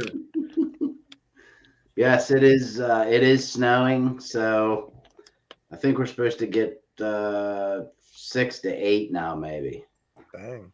So I'm only about an hour from you, Peter. See you, Dan. Have a good night. yeah, that's what See you, Dan. Randy was saying. You probably weren't too far, because I'm in Chambersburg. Yeah. Oh, Yeah, it's about an hour. That's why I said, Peter. One day I'll swing by, get Shane. We'll come over your way, or Yeah. we'll find a place over there, and you can come over. and I'll To drive us. a couple hours north and hook up with y'all too. Yeah. Yeah. Mm. Yeah. You know, it's funny. And I'll when I went watch to the Missouri, video. When I went to Missouri, Shane Ohio River History was saying next time you go see your sister in Missouri, call me and I'll come over there with you. And I didn't realize he's less than 2 hours from my sister's place in Missouri. Oh wow. Shoot, Lisa, it's cold in Michigan, isn't it? Hey, Peter, are you degrees. familiar with the town of Waterfall? No. So It's about midway. I think that's a pretty old town too. Practical Ken's here tonight. Hello, Ken. so is that Hey, Ken. going over 30 ways? Yeah, the back way, or I don't know if it's 30 or 26, or I don't know what the heck. I'm not good with roads. Yeah. You'll have to go through McConnellsburg. Yeah, that'd be 30 going up over the mountain and then heading to Breezewood and then Bedford and Yeah. Right on. Hey, so Rob, since you're just joining us, I have a couple of questions for you. Fire away. All right, man. What was your favorite relic of 2021 that you found? Oh man, that's a good question. Uh-huh. His Ford Ranger. He got it running again. And we got to ask Peter too. We didn't ask Peter yet either. So It is running now. It took 3 mechanics in a year and a half, but the last that mechanic truck I took 2. I had 3 mechanics had that truck for 2 weeks. I took it to a guy that my friend Denise K mentioned, and we were about 20 minutes behind the wrecker. And she called me up. She said, "Where are you guys at?" I'm about 15 minutes behind the wrecker. She goes, "My guy Freddie's already got your truck running, sitting here in Island." The guy had it 10 minutes. I had 3 mechanics have it 2 weeks. He had it 10 minutes. He had it sitting there idling. Well, that truck's considered a classic because it's over 20 years old. Sounds like 2 of those were parts putter owners. I'll be One of back them in a was minute. mechanic. They were parts hangers. That's exactly right, Mark. They were part hangers. Yeah, it's a 98 Shane, so it's not quite as old as the 86 truck that I just sold. Oh wow. I actually had the antique tags on the 86 truck. that's an antique now. That's crazy. Yeah, anything 30 years or older in the state of Florida, you can get an antique tag for. And the tags are about a quarter of the cost of a regular tag. Right. I think it's it's 20 years 77, here. 78 model. Man, what was my best relic in 2020 2021. or 2021? You don't do much relic hunting now, huh, Rob? Oh, Yeah, I your do best more. I do hunter. more dirt hunting than I do beach hunting. Oh, I thought you did a lot of beach hunting. Oh, I do, but I see Dalton doesn't like hunting the beach. Troy doesn't seem to have the time to do the beach, so it's either me and Denise K at night, or I go myself sometimes. But I finally took her dirt hunting with me the first time. Denise K. She's only done beaches, and at the end of the day, she says, "I understand why you're walking like an old man at the end of the day hunting dirt." She says it's a lot harder to hunt dirt than it is the beach. And Me wow. too, Shannon. I'm way older than that. Oh, All right, I know. so- I'll tell you my best relic is Yeah, all the right. three ringer out of the courthouse up in Missouri. There you go. Absolutely. That's 69. 69 caliber. That big, huge 69 caliber. That's the first one of them I've ever found. And That's a big chunk of lead. I only had to drive Yeah, 1,200 miles to get it. But it I've was never like found one totally yet. unexpected, right? You just had no idea you would find something like that there. Oh, absolutely. Those two courthouses provided me so many first finds. And then if you were to ask me what my best coin is for 2021, I would have to say know what it is. between my 2-cent piece and my 1899 barber, which is my first 1800 silver. Nice. Yeah. But never in a million years did I expect to find a 2-cent piece in Florida. I mean, it's 60 years older than the house is. Wow. Hey, it took me 25 years to find one. I still haven't found one. Yeah. You know what? You watch a lot of YouTube videos. They don't come up that often. No, they don't. Yeah. How about you, Peter? What was your best relic of Well, I'm not sure if it is or not. Grape But shot? I think, yeah. what is I it? think, Grape think- shot. yeah, I think it's some grape shot. Yeah, it is. Yeah. You That think looks it like is? a little cannonball Yeah, to me. definitely. Yeah, it's. I haven't put it in any type of cleaned it up yet. Yeah. Mhm. So How big It is is- that, Peter? It looks about the size of a tennis ball, Yeah. Shane. Yeah, it's a little So bit I smaller than found a one of them tennis before. ball. So I found one of them before. Is that what that is? It's Yeah. it's chunk it's of heavy. iron, but It's, size of a tennis ball. I mean, it's heavy. I just can't imagine getting hit by something like that. Yeah, me either, man. Oof. I mean, I just tear your leg or arm just right off. It'd knock your head right off, man. Yeah. I Yeah. wouldn't have wanted to got hit with anything from the Civil War. It was just No. No. that stuff's just huge. They were moving. Just, They were big, and it was moving slow. Hey, I don't want to get hit Not with fast anything enough to- anymore. I mean, that's a bullet, or normal bullet. I mean, Yeah. huge. And they moved. Now, Bullets moved slow back then because they didn't have rifling, right? Right. Yeah. No, they had some rifling in some of those. Some of them. Some of those. Right, but the ones that didn't, it was whatever Yeah, direction the like last the ball hit carbines coming out of that barrel, which is Stuff where like they came had out. rifling. You can look at the bullet. I thought and they tell. didn't come Now, some out of the with, smoothbore muskets, no, but I thought they didn't come Yeah. out with rifling until 1963. no, there was rifling in some of those. Or, yeah, some of those, 1863. I'm pretty sure. I'm sorry, 1863. I said 1963. Yeah. Hey, y'all carry on a minute. I'll be right back. I got to talk to a man about a goat. Okay. Uh-oh. So maybe I stepped out and maybe I missed this, but Peter, how long have you been metal detecting?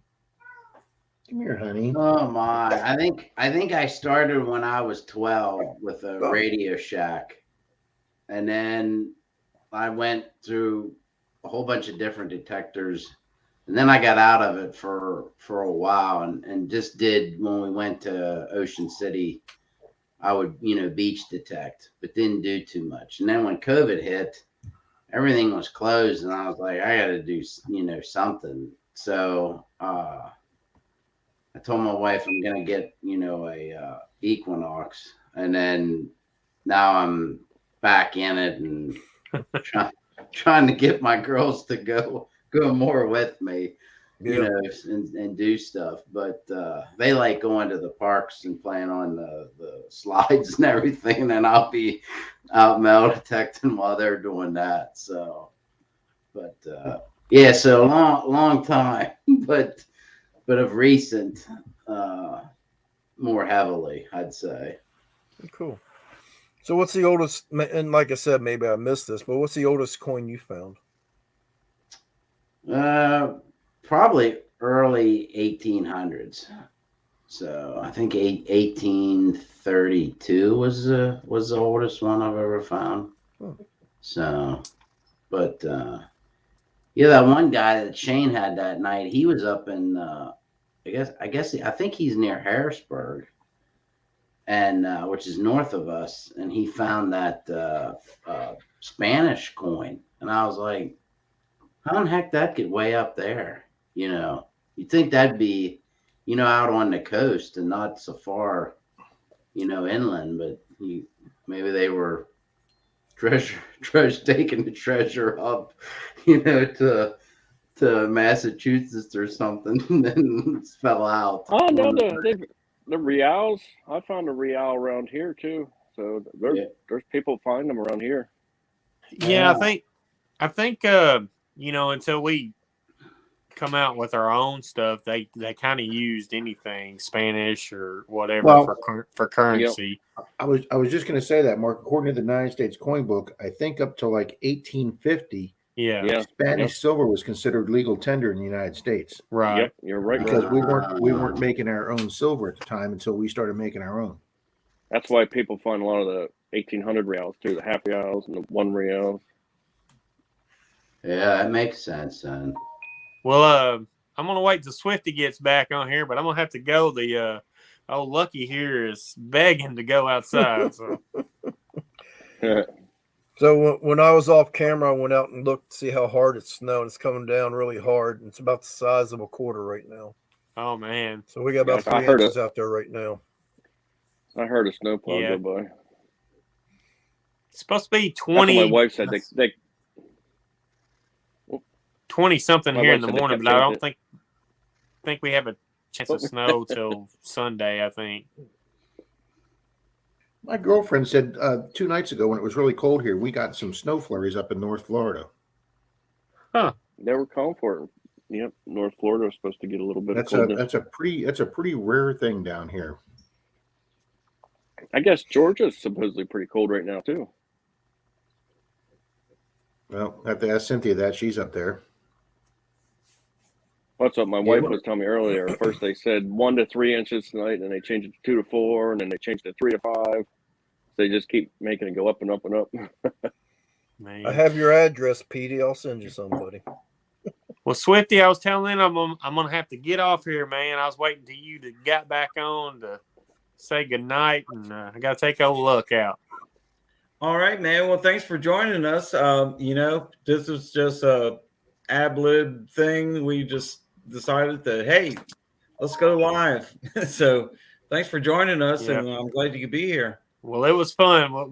Thanks for hanging out. See y'all later. Yep, we'll see you. All right, Mark. Everybody. Take care. Yeah. All righty. Well, Mark was asking earlier about stuff we're wanting to do this year. I'm hoping to do some more fishing this year. You definitely have enough floors. Yeah. Hey, I want to get a nice magnet and try and actually magnet fish without it being an epic disaster. Yeah, don't get stuck. What magnet do you have, Rob? I don't. It's sitting in the bottom of the Gulf of Mexico, Randy. What magnet did you have, Rob? It was just like a 200 or 300 pounder from Amazon. It wasn't like a Kratos or one of those name brands that are becoming real big now. But I'll probably get one through one of the magnet guys, one of their affiliates. Who are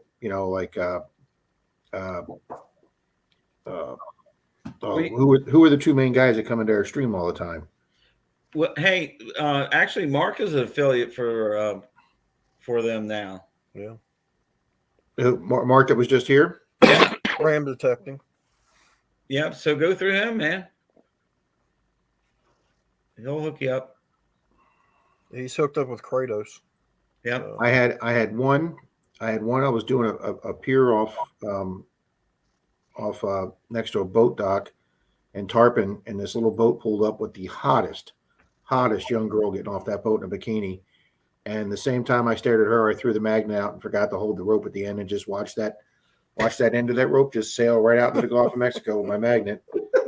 And then the 12-year-old kid next door, he had a magnet, so I went and borrowed his. And then his got hung up on an oyster bar for me trying to get mine, so I had to let the rope go in because I couldn't get the magnet out.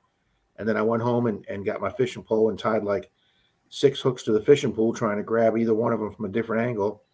and got the hook snagged, and I had to cut the line, and it was just a total epic failure day. It was just. Yeah, maybe you shouldn't magnet fish. That's what I'm thinking. I mean, I don't know. I bought a brand new one, Swifty, from Amazon, and when I didn't it came with the eye hook on it, but I didn't realize they just like hand tighten it and they give you that Loctite stuff to put on there. I went to a lake off the pier. I had my sister filming. On my third throw, I saw the magnet go one direction and the eyelet go the other direction. Oh my goodness! And I had to run down to Northern Tools, like 5 miles away. We ran down to Northern Tool, and I just bought some big block $9.99 magnet and hooked it up back to my rope and eyelet. And on my third throw, I actually snagged my magnet, was able to bring it back in.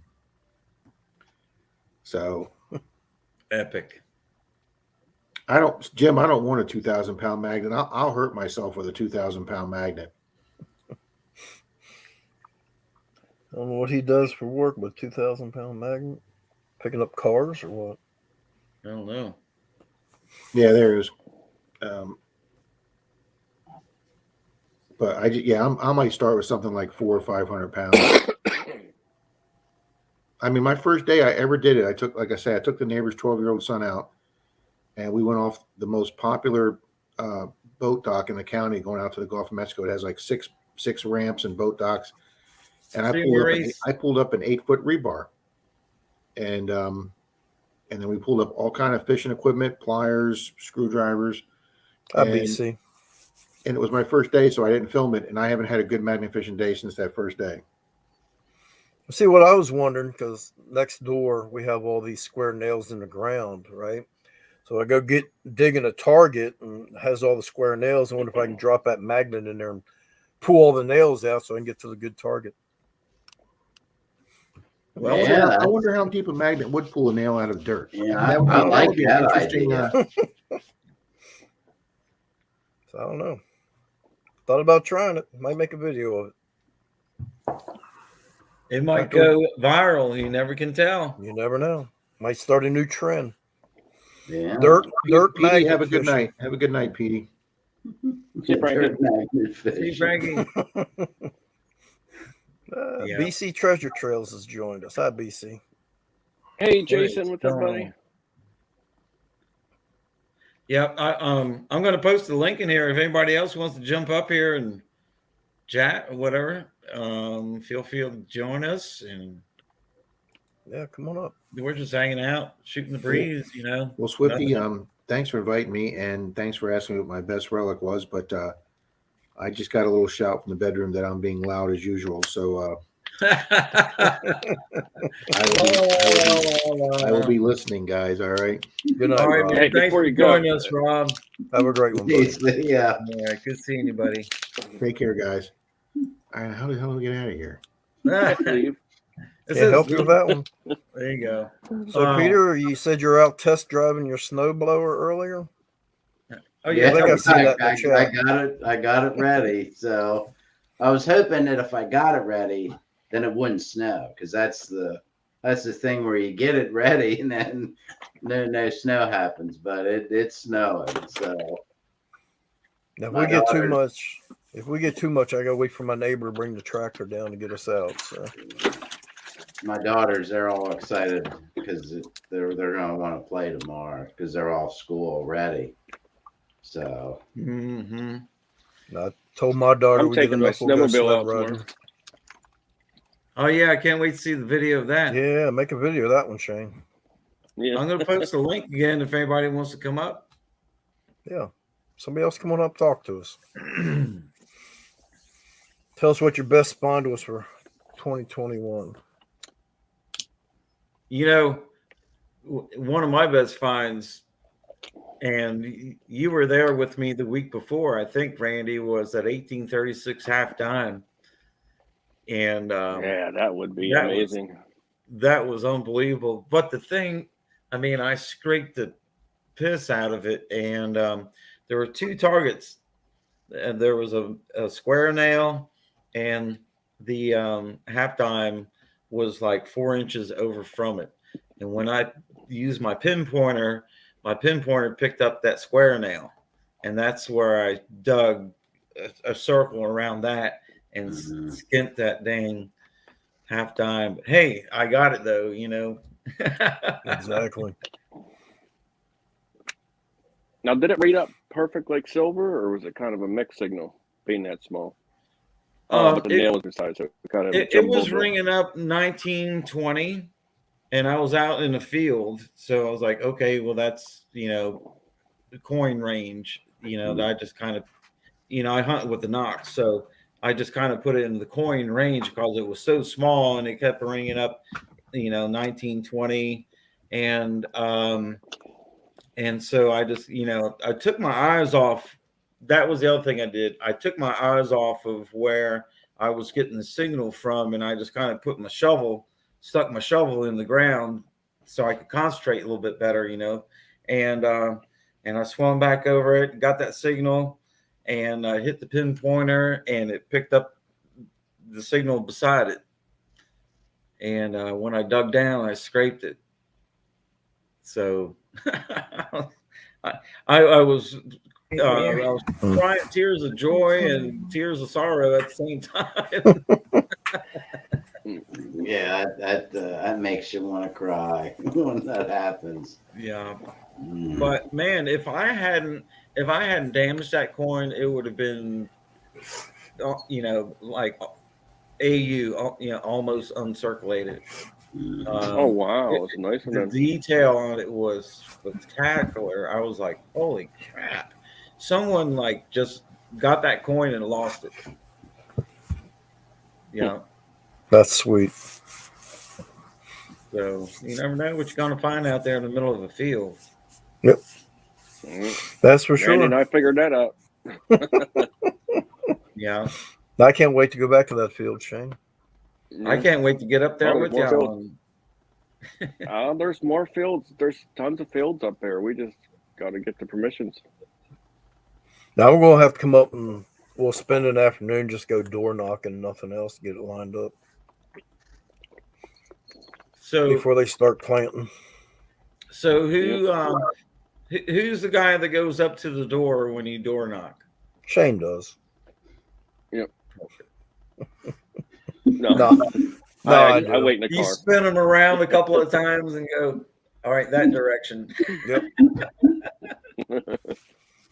Actually, Shane has a good sense of direction. He thinks he doesn't, but if you watch him through the field, he actually does a pretty decent straight line. He has a good sense of direction. He doesn't realize he does, but he does. I'm always like, that one time on the river. I've never had to holler at him before he hits a fence. I've never had to say, "Hey, Shane, there's a car." But look out for the train. The field that we were in was 3 football fields long by 2 football fields wide. Oh, yeah. And I mean, we started at the one edge, and we both went pretty much straight. We were pretty far apart, so he couldn't hear me, but no, he has a good sense of direction. He doesn't think he does, but he does. Right on. Hey, I see Brian from Vehicles is here, man. Yeah, Brian, we were talking about you, buddy. Hey, man, I'm going to put the link in. Brian? You want to jump up here and shoot the breeze with us? Or... Yeah, come up, B. Higgles, and tell us about shorts and analytics. Yeah.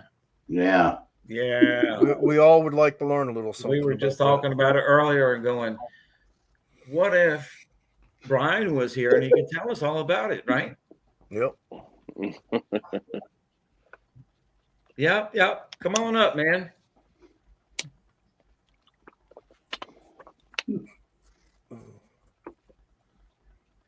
But no, that's what we'll do, Shane.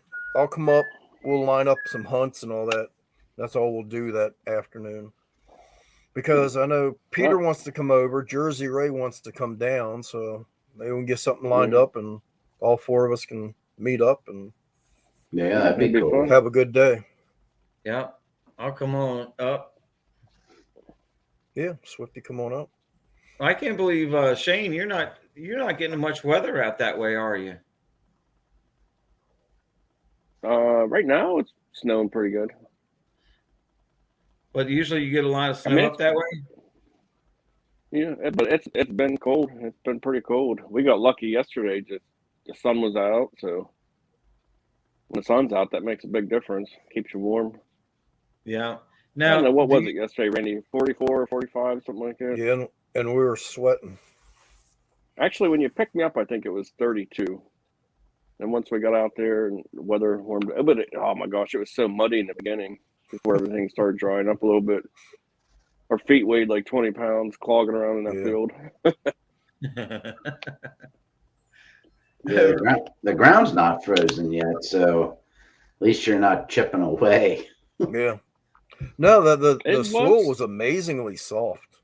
I mean, there's areas where you could just dig it with your hand. It was so soft. So, wow. Hey, Plugsy's here. It's frozen now. Hey, it's Plugs. Frozen now, Randy. So we got lucky. Yeah. Hey, I don't mind detecting in the snow. Did y'all see Ram Detecting's comment there? We have already your sweater.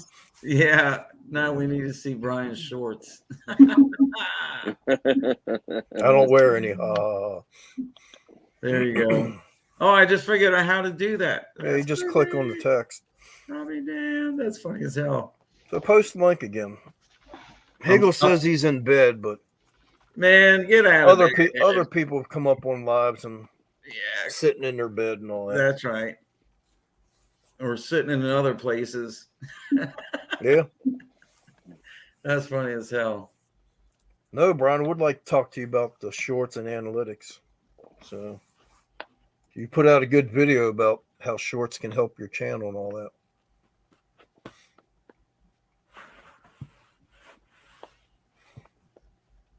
Yeah, I finally added some music to my, I changed my intro around and put some music into it. So I'm thinking that on Monday Digs, everyone's got a little bit of music. So I'm like, I need to add some music to my stuff. I sat here the other night and built an intro for Monday Digs. So we'll see how I it got works. 2 or 3 I use. Brian's got some music on his site that you can download and use. So I thought that was pretty cool. Yeah. Yeah. Wait, is J-Man in here? I saw something about J-Man's in here somewhere. What? Yay. That's cool, man. Thanks for showing up. 10 silvers, 8 bucket listers last 2 weeks. 1897 Barber, last silver popped yesterday. What? B. Higgles. Boom. My man finds some incredible stuff. He does. Wow. Beats by B. Higgles. There you go. Yeah. Well, I think it's going to be a long time before I can get out and do any metal detecting here the rest of this year for now. Yeah. With all the snow and everything. Just get out there with a blowtorch and melt it all. Yeah, it'll be like last year. It'll be cold I can see the homeowner going, what are you doing, man? I'm getting ready to go detecting. Yeah. What? You country as hell. Snow removal. Yeah, I love that video, dude. That is the best video you've done. That is freaking You hilarious. country as hell, man. That was so funny. I saw that on TikTok, and one of my friends had done the duet with it, and I was like, "That's hilarious! I got to come up with something." I was like, "Oh, metal detecting," you know. So Actually, my nephew got a detector for Christmas. He's 15, and he's starting to find some stuff. I seen he did a little whatcha-whoozy thing for you, Swifty, on TikTok. Did he really? Yeah. Oh wait, is his Yeah, name he commented on Todd? it. Is his name Todd? Well, no, his name is Alex. I'm not sure. Oh yes. Why his name of the channel? But yeah, so he's enjoying it. He's finding some cool stuff. I did see that one, and I did comment. And then yesterday, another person on TikTok, What Would Todd Do is his channel name on TikTok. Yeah. Yeah, that's Is that that's him? my nephew. Oh, okay. Yeah. Okay. That's what I mean. His name's Alex, but I don't know why his TikTok is that. I'm gonna have to ask him about that.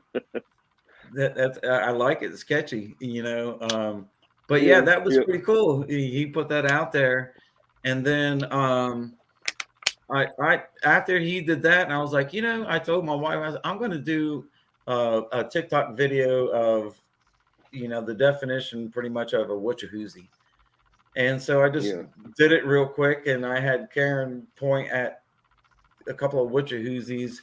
And that the last I looked, that thing had taken off, and I had a couple of people duet that one as well. And I was like, okay, I need to do more of that, Good evening, Dennis. Thanks for joining us, buddy.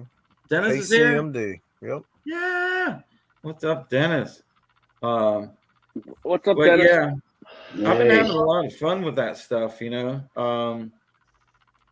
I got 207 views on that video already. Yeah, so I'm looking forward to hunting with my nephew. Well, we should have invited him out the other day, Shane. Yeah. Oh, he doesn't live close to me. Well, but he did a little TikTok where I inspired him to pick up metal detecting. I think that's really cool. I think that's what he says in one of his videos. Yeah, I think he mentions you, and you inspired him to do it. He found a mining tag so far, and a couple other things, and quarters and pennies. So he really seems to enjoy it. Where's he located? About an hour away from me. Oh, so he's in Pennsylvania too? Yep. So Dennis said he found a 1920 SLQ. Oh, yeah. Yeah. Hey, I'm going to post this link again if anybody wants to come up here and chat with us. We've been up here a couple hours, I think, already. Yeah. Hey, man, we're running a marathon here. What the hell? Yeah. What the hell? Yeah, my battery. 2 hours. My phone's almost dead. Oh, damn. There's the link. Everybody wants to come up and chat with us, man. Dennis, you want to come up and talk about your stuff you found here recently? Come on. Bring it on. B. Higgles, I live in northern or eastern Virginia or West Virginia. So no, I'm not near Ohio River. I'm closer to. He's super close to Pennsylvania. Yeah. Pennsylvania. Yeah. I'm a half hour from Maryland and an hour and 15 from Shane in Pennsylvania. So. That's what I am, about a half hour from Maryland too. Yeah. Yeah. Eastern and Western Virginia. Yep. I'm thinking in my mind trying to talk, but it wasn't working. That's funny. But nobody wants to come up here and chat with us. I guess they're scared. I don't know. Everybody's got their jammies on. Too late at night. Hey, I got my jammies on. Hey, one thing I did notice, Swifty, is my shirt would actually match your sweater. Oh, yeah? Yeah. You want me to send it to you? No, I don't wear turtlenecks, man. They irritate me. Oh, dude, you can cut that off, and like put a little split in there like this, and rainbow. I'm going to plug my phone in real quick. I'll be back in a second. All righty. Yeah. But, yeah, I can't believe I was getting that stuff in the mail. That's crazy. And the reason why I did some research on it, because I remember several years ago of hearing something about this in the news. People were receiving mysterious packages. So I just did a Google search and found out what it was about. And, hey, that's there's pretty going to cool. be free stuff. I'll keep it. Well, I don't keep it. Karen keeps it. She goes, oh, man, it fits. There you go. Well, see, you should get her to cut the turtleneck off and put a V in there. What do you think? Yeah. But she says she doesn't want the book. So if anybody would like to have this book, just go to my about section there in my about page, my channel, and I'll send you this free book that someone sent me for free. But and you can have it.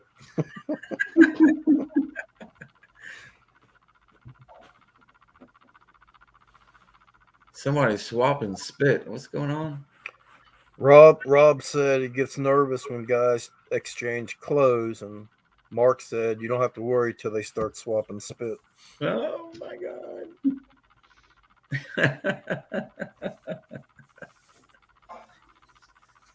So, Randy, I heard you ask Peter about how long he'd been metal detecting. How long have you been metal detecting? About 3.5 years now. I'm And pretty new at it. And what got you started? My daughter started watching YouTube. She was following Nugget Noggin, right? And she's like, hey, can we get a metal detector? So Costco had the Bounty Hunter on sale for like $89. So we went and got it. That was my first one. Yeah. So we went and got it, but it had the sensitivity button, and I'm left-handed. And every time I'd go to grab the detector, it would bump the sensitivity. So we took that back to Costco, and then when we got our taxes back, we got an AT Pro. So then we both were getting into metal detecting. So one would hunt and one would dig, and then we'd switch off. One would dig and one would hunt. So then talked to the wife and said, well, it was a year later. When we get our taxes back, I'd like to get a Equinox. So now we have an AT Pro and an Equinox. So and that's how it all started. Does your daughter still detect? She does occasionally. She's 13. She's got her things that she wants to do. So. Mm-hmm. Well, next thing you know, she'll have her own channel. Probably. Probably won't be on metal detecting, but. Well, she's a gamer and all that. She's into gaming and stuff. So. Mm-hmm. I guess that's the, I don't know, new thing. I don't know. I'm old school. You can tell by my beard, right? No, I used to be big into gaming with my middle child. So, I mean, we used to tear the Xbox up in the evenings and on the weekends. And so. Really? Mm-hmm. I think the last like stuff like that I played was I had I don't know, Nintendo. So, yeah. No, she got me into metal detecting. She got me into geocaching too. So we started out with geocaching, wound up into metal detecting, but I still do both. I was metal detecting with some buddies of mine years ago when I first started out, and we found one of those boxes hidden in it was a foundation of an old barn that went beside this old like rail trail. Mm. And so my buddy lets out a big yell, dude, I found a box, you know, so we all go running over there and we're like, oh, well, it looks kind of new. Yeah, yes, plugs. Those are the two games. Yeah. That and Halo 3. But so you know, we opened it up and there was the note in there and all the trinkets and things, and it was pretty cool to find. And then, you know, we did some research and found out what it was about, and that's the only one I've ever come across metal detecting though. Did somebody get that troll yet? Was there another one? Oh, I see it. I got it. Hey man, put him in timeout. Yep, he's gone. He'll sit in the corner. How long have you been detecting, Swifty? Altogether, about a little over 20 years. Okay. But how's that possible? You're only 18. Yeah. Well, my mom was metal detecting before I was born. There we go. When she was pregnant with me, I went with her, of course. Went with her. It's a long story, man. But yeah, I've been detecting a little over 20 years, and I don't know, I'm addicted to it. I used to, for those of you that didn't know me before, I was a metal detectorist, I guess, or whatever. I played music professionally, and that was my passion. And I would, I go on tour and play music for 4, 5, 6, sometimes 7 nights a week. I traveled from the East Coast to the West Coast doing it, and that was my passion. And that's how I made a living for many years. And then as I got older, I started getting burnt out, traveling and doing all that all the time. So, and then I started having some health issues, not like internal, but like some bone and muscle stuff going on my neck, and made it really difficult for me to play music as much as I was playing. So I just kind of backed off of playing music for a while, and took up metal detecting more than my music, and it just kind of took over. And that's like my new passion now, is metal detecting, and it's been that way for about 10 years, 8 to 10 years. I made that transition, and I don't know. Yeah. Once you get it in your blood, man, it's hard to. Yeah. And when I would go out, I'd go out for the week playing music. I would take my metal detector with me, and get permissions. Because a lot of times we would like stay at a guest house at wherever we were playing for the weekend and stuff like that. And sometimes I get permission to detect around there, sometimes not. But I always had it with me. But once I started, not playing music as much, I started metal detecting more. So, it doesn't pay the bills like music did back in the day, but I can't play like I used to. And, I just, everything hurts so much anymore. I can play music for about an hour and then I'm done. And I used to play, I'd play all night long to daylight at a festival, hours upon hours. So Peter, Shane loves hunting in the river. Do you do water hunting too? Metal detecting? So I have tried it, and I got this place. Boom! Sorry. It's not so good. How you doing, Well, hi, guys? Ken. How are you, buddy? Yeah. So Go ahead, Peter. I got this place that I find all these coins. They're all, modern pennies, but it's this section of stream. And every time I go, I find at least like 20 to 30 coins. Oh. And I don't know why they're there. It's in the middle of like nowhere, and you wouldn't think there'd be just a whole bunch of modern coins. So I keep going back. I had my wife there with me on a couple of those videos that she would record, and I was like, okay, we're not any more penny signals. I'm not trying to get them out. I'm sick of the pennies. I can't take any more, because it's hard in the stream, with the water going by, and then trying to video and dig in the water, and it's crazy, because You need 4 hands. They'll come up and they'll float and everything else. Well, you need Shane to train you how to metal detect in the water. Well, now with snakes swimming by and all that. Yeah, So- I get it. So Ken, you got a 250 subscriber giveaway going on. Yeah, tell us I do. about that, and I'll be right back. I do. Surprisingly, I'm at I think 385 subscribers now, so far exceeded what I expected. So we got 2 silver coins. We're giving away 2 winners. One's a 1 ounce silver Cougaran, Mhm. and one's a silver Panda. So 2 winners. Cool. I'm kind of excited about giving it away. It's my first giveaway, so pretty stoked. I'm excited about winning, so I can't wait. Yeah, I watched it today and left my comments. So I had to start thinking about the 500 subscriber giveaway soon. Yeah, you'll be there quickly. Man, didn't expect to get that many subscribers that fast.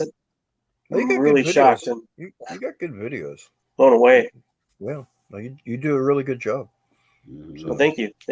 Well, Yeah, you do a really good job. thank you. Now, for anybody in the chat that hasn't checked out Practical Ken's channel, please go check it out. He does have a great channel. Well, thank you. You're welcome. I'm having fun. That's the thing. You got to have fun. yeah. You gotta have fun with doing it. Even after a handful of pull tabs and bottle caps, That's right. versus coins. Hey, if you're not finding pool Thrill of the tabs hunt. and all that, you're not hunting. That's And true. you're always cleaning the ground out. So Mhm. that's also good. So, Yeah. Yep. I've left the ground so clean around here. I could use some shiny silver stuff yeah. or gold. No, I only found 2 silvers last year. Really? Yeah. And last year I found 4 large cents and 3 IHPs. But Well, we found the same amount of silver last year then. And my record is 3 total. So I doubled my expectations last year. I'm successful. no. Yeah, I hadn't found hardly any wheat pennies, and now the past I don't know how many times I've been out. It seems like that's I'm hitting a wheat penny every time at least, and I hadn't found any. So I don't. So I'm hoping that then trails into silver. Yeah. Find one, and then I start finding a big long stretch of silver. Yeah, no, I think that happens with a lot of people, right? Because you want to find something, and you can't find it. Well, I found a large cent at the beginning of the year, and now I found 3 more. Bless you. Now I found 3 more. So it just seems like you try to find it, you can't, and then all of a sudden it just starts coming in. So Well, that was like that one time when you came down.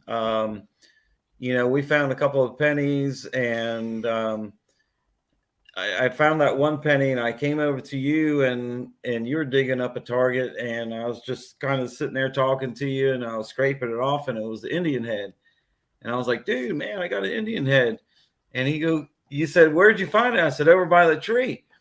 And so we both went over there, and I dug up a couple more pennies and some nickels, and then all of a sudden a barber dime popped out. And then like 5 minutes later, dude, come back. And Randy had just went over the spot, and I went back over it and popped out another silver barber dime, and it's like, it was totally unexpected. We didn't, expect to find anything like that there. Although we were hoping. yeah, you're always hopeful. Yeah. That's what gets us out of bed. I always seem to do good if someone tells me, "Hey, I've seen a lot of people metal detecting here," and then I go in and I'm like, how did they miss this stuff? It's like, what is going on? And the only thing I can think of is that they've cleaned the ground for me, and now the stuff's there that I can finally get it. So that's what Shane was saying, right? Yeah. Feel free to walk behind me. You'll find the treasure. Yeah, Shane was just saying the same thing earlier, right? No. Shane? Yeah. Can you guys still hear me? Yeah, didn't know if you could hear us. Yeah. Oh, my AirPods died, so. Oh. Oh, Just No. Shane likes it when somebody says, "Oh, it's been hunted before." He likes that challenge to go find stuff. And I can find it. Yeah. Hey, we found it yesterday, didn't we? Yeah. Oh yeah, absolutely. That guy said it's been metal detected before, and like you said, it's been metal detected since the early '80s, and we killed it yesterday. It's amazing what we pulled out. Mm-hmm. Do you find yourself going slower or faster when you find out it's been hunted out? I just hunt the same speed. I'm just kind of like. How about you, Shane? Yeah, I go about the same speed everywhere, whether it's been hunted out or not. Yeah, I have a hard time, no matter what speed I go, going in straight lines. Like I have my GPS on, and when I get back, I mean, you thought I was stone drunk when I'm going, because I am everywhere, here and there, and just wait until you hunt with me. You'll see how everywhere I go. Yeah, well, I do the same thing. I rarely hunt in a straight line unless I start getting some targets, and then I start working a grid in that sense. But you ask Randy, I'm I'm all over it. He's a zigzagger. Yeah. Worse than me, Randy. Shane, honestly, you walk a straighter line than you realize. Yeah, I'm all over. You really do. I'd be up on the hill, and like a couple minutes later, I see Randy looking for me, and I'm down the hill.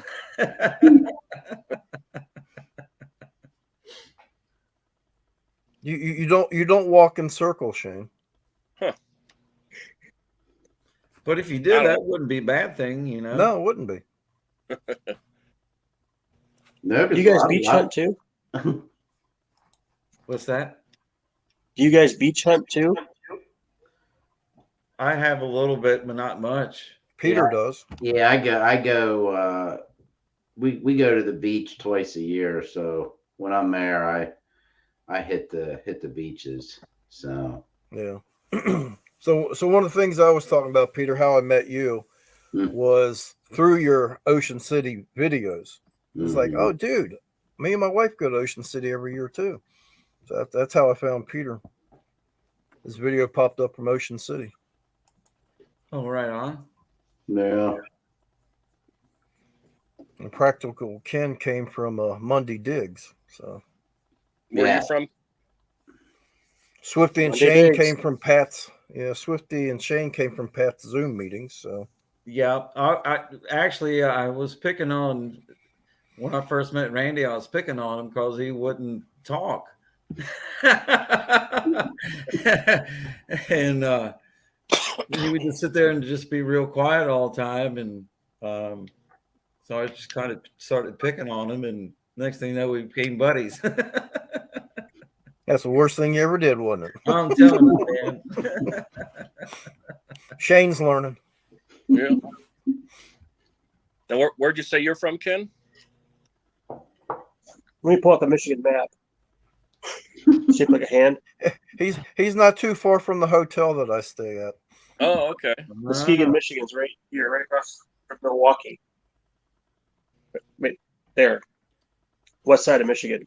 Oh, you're out the west side. I thought you were on the east side. No, straight across from Lake Michigan. Muskegon. Okay. Lots of beach. Do you Lots know of metal Lori detectors too? Ken, do you know Lori Long? No, I don't. Actually, it doesn't. Okay, she's a metal detectorist, and she hits Lake Michigan all the time, and finds outrageous stuff, man. Yeah. Yeah, she's probably there before me. Yeah, it could be. Yeah, you got Digging with all the good lives stuff in Michigan. Lisa P lives in Michigan. Michigan Gyms. The two ladies, they're in Michigan, and then Jeff's Obsessions, who's in the chat right now, is from Muskegon. Yep. He's my hunting partner. And then you got what is their Hey. channel, Vince DeLoe or something like that. They're magnet fishers. Tim from Alley Cat says he's got a boogie on. So good night to you. And Good night, Tim. Thanks for hanging out See ya. on our marathon. Hey, guys, Ken, I I'm thought gonna you were on. back out of here so you guys have more room for other people. Oh man, we You don't got have to. plenty We of got plenty of room. room. You ain't got a boogie. Okay. Unless you need Trying to make room. No, I've been putting the link up there, and Oh, cool. Thank you. Nobody else has hopped up yet, so Yeah. we still got room for one more. So, we're just hanging out, shooting the breeze. So, cool. Can you Yes, guys thank hear you, my Mark. phone talking? We can't see you. Oh, yeah, did we you hear can't my see phone talking? Shane. Your Yeah. screen is dark. So, Randy, did you ask Ken about his favorite relic for 21? No, sir. All Okay. right. So, Ken, what was your favorite relic? It may not be too impressive for you guys, but it's the 1905 Barber dime that I found. Hey, It's the oldest coin. That's in the first impressive. Barber. That's what. Yeah. That's I haven't found a 100% barber impressive. dime or anything seated, so yeah. yeah. I have a lot of things on my bucket list, guys. Stuff you guys find every day. Oh, yeah, like what? Tell us what's on your list. Yeah.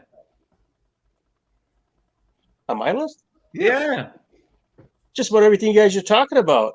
I still haven't got an Indian head penny yet. I have not broke the 1900 mark, so I'm at 1905. That's the oldest coin, so I'd be happy with anything older than 1905. An Indian head penny would be great. A crusty old Indian head penny, I'd be thrilled. So there's a lot of things on my bucket list, though. Now, do you mainly hunt around Lake Michigan there, or do you hit the farm fields, or what kind of places do you metal detect? I have yet to hit a farm field. I'm dying to do it. Mainly the beach and land hunting, looking at maps, using LiDAR to track down structures.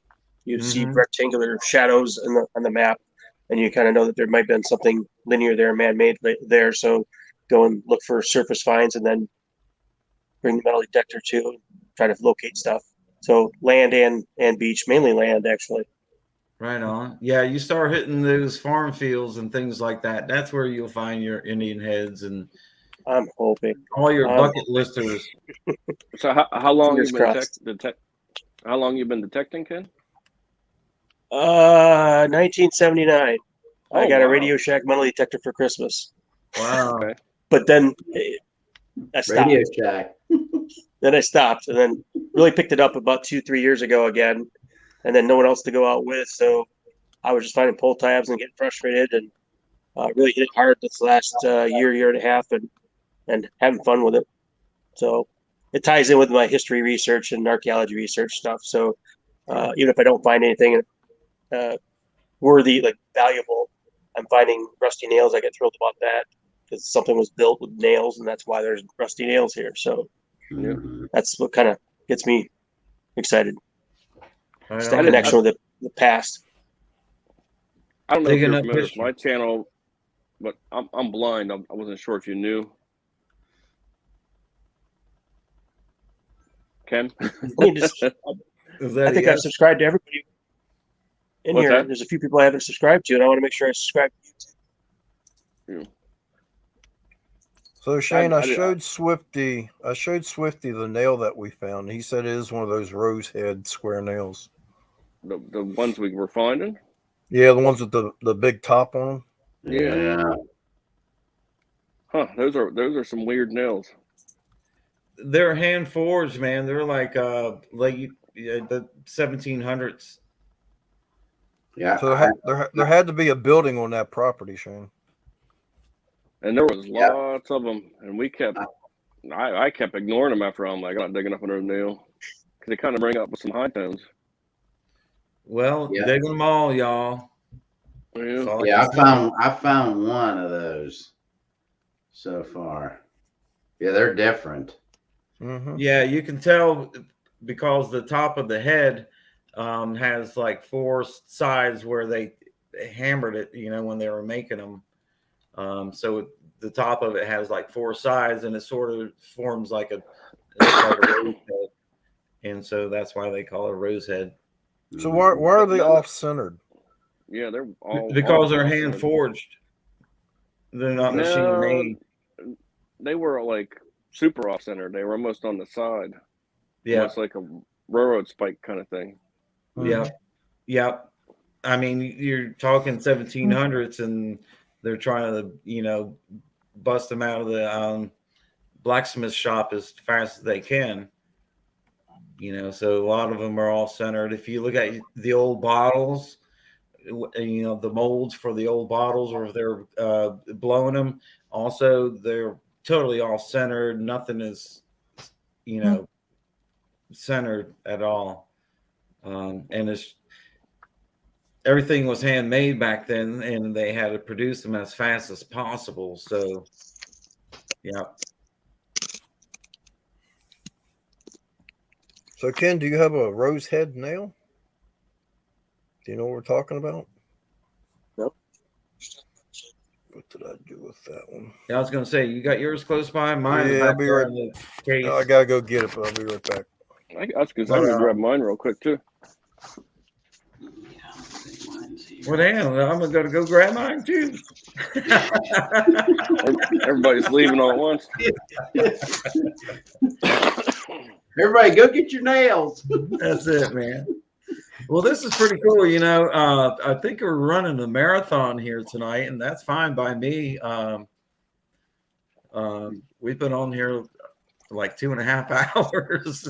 Yeah, my AirPods died once. And I might have to fix another cocktail before long. I already drank 2 bottles of water and a bottle of apple juice. What? So I know Shane's been down here in Virginia where I live, but Peter or Ken, have y'all been down in Virginia? You done any metal detecting down here? No, my part of my wife's family has farmland because they're farmers up here, but they farm also down in Virginia. So I've been trying to get with them to figure out where exactly they have farmland to see if it would be any type of old battle areas and things like that. Oh yeah. You mind me asking what part of Virginia? I don't know. I just know that they farm down. Their name is I'm not gonna be able. Mercer View Farms is the name of the farm. Hissong is the name. So I don't know if any of that. But I gotta find out exactly where in Virginia. But I do know they farm down in Virginia, some different farms. Yeah, when you find out, let me know. I may not be far from there, but I can certainly let you know. Like, and if you know what area they're in, I can let you know what kind of area of the history took place there. Yeah. Yeah. Here's what these nails look like, Swifty. Let me. I don't know if I'm going to get it in the camera. Let me see if I can do that. There you go. Now, full screen. Did I do that right? Yep. Yeah. All right. Now, can you hold the head of it towards the camera? Like there that? you go. Yeah. Yeah. Yeah, it's real big. That's cool. Yeah. That's awesome, dude. Are those hand forged? Yep. Mm-hmm. Yeah, that's some old stuff there, buddy. Huh. Certainly. Yeah. And Randy, you got something? No, I couldn't find mine. I don't know what to do with it. I went back to the bag that I had. I got it somewhere because I was showing the wife earlier. Yeah, the one I found looked like a little railroad spike. I thought it was from like a toy railroad set. Did it have a number on top of it? No. Okay. No. Yeah.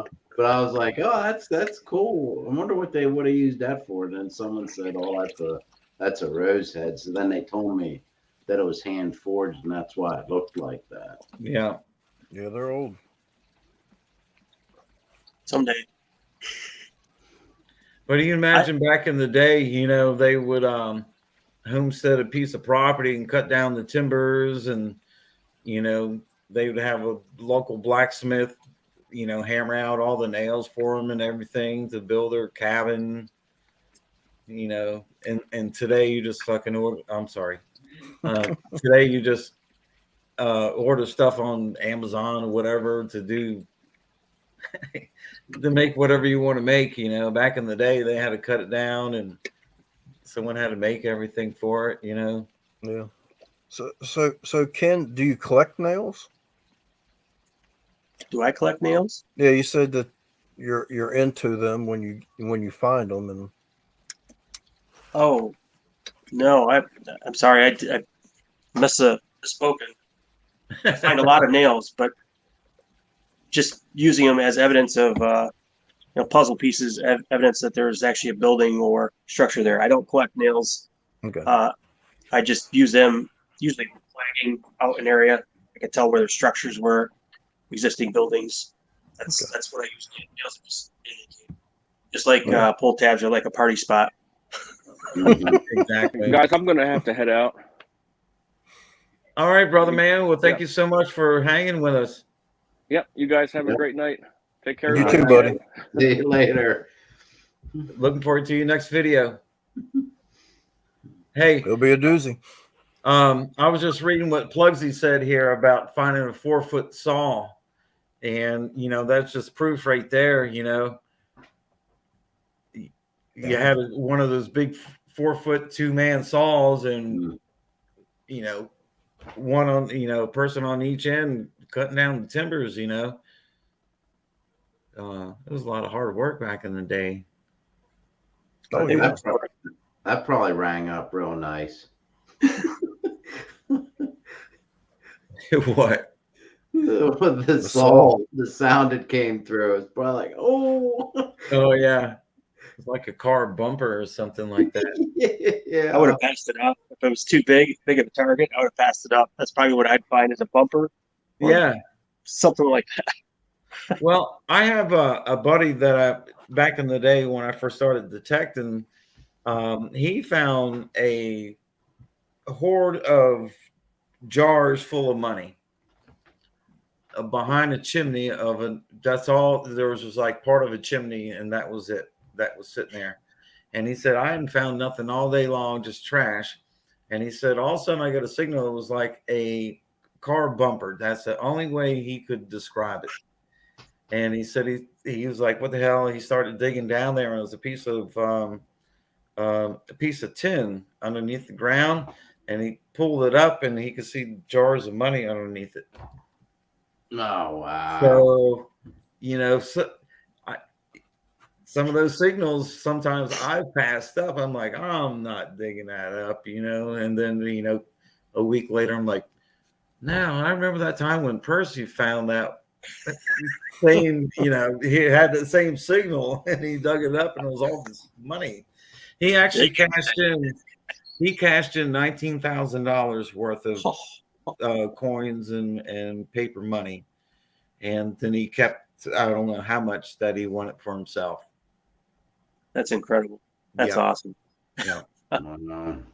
And that's when I first started detecting. Yeah, that'll get you fired up. Yeah. But I didn't know if you want to do it. I didn't know this. I had been detecting with him and another guy for about, I don't know, close to a year before I knew the story. And then I was like, oh, damn, I'm hooked now. Oh, yeah.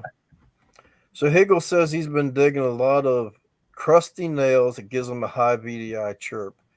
Well, I'll tell you one thing there, Brian, and it'll be in Monday Dig's video. The item that I found in the field, there was 5 nails in that area, but I could hear a small chirp of a signal, and I kept digging until I found that signal.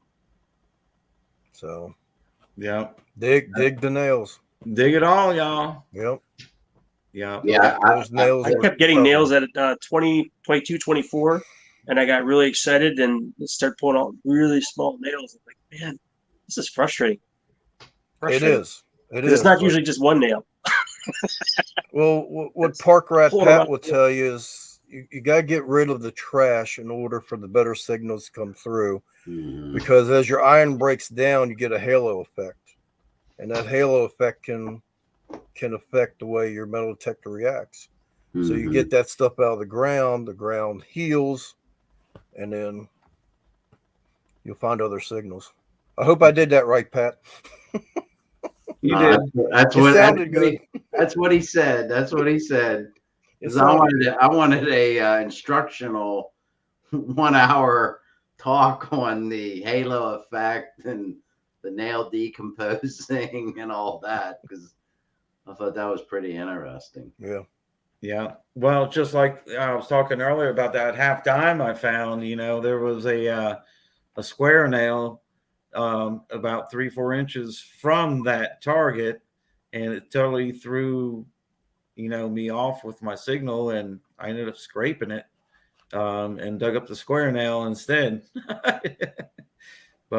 And then Christmas Eve, there's my Christmas Eve video. I dug up a mercury dime, but there was a part of a bolt in the same hole that kept throwing me off, and I was like, I know damn well I got a dime signal in here, and I finally found it. When it was a 44 Merc, but Nice. that stuff. There's always something else in the hole that throw you off. or Mhm. something close by. Yeah. But you just don't know. I mean, if I wouldn't have kept digging, I wouldn't have found what I found, and I'm glad I did. Yeah. And I tell you what, man, that the Knox 800 will pull out some deep targets, and you're like, man, what the hell is down here? And you're like 8, 9, 7, 8, 9 inches in the ground, and boom, you pull out whatever, a A coin. BB Yeah. shot. No, The nail, whatever, it's like, I was hunting with Shane a while back, and I had this banging signal, and I kept digging, and I swear I was up to my elbow, and it was a porcelain lid, and the cap was still there. So no jar attached to it with coins. no, just the lid and the porcelain part, but. Mm-hmm. Yeah, and the Knox really likes round things. Yeah. If it is round, it will sound really good. Oh yeah. I just can't believe I could find lead shot, really tiny BBs, lead shot in the ground. It screams, and you finally find it. You're chasing it around the dirt with a pinpointer, and out comes this little tiny BB. Oh yeah. Yep. Or you find the little the little 22 shot. Mm-hmm. The little tiny 20, what's left of it after it's been in the ground for 20, 30, 40 years. Mhm. You're like, that was it. I dug 6 inches for that. What size coils do you guys use? What's your preference? Size coil? Yeah. I use the standard was it 11 inch that comes with the Knox? Yeah. For cities, sidewalks, parks, I use the 6 inch because you have so much trash. The Knox will really pick out the signals that are close by. For fields, I use the stock coil.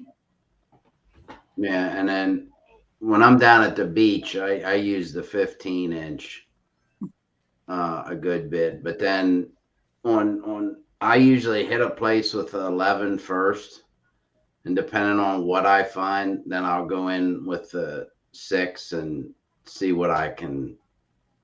If I get those iffy signals, that's like it sounds good, but then it also I'm getting like an iron grunt on it.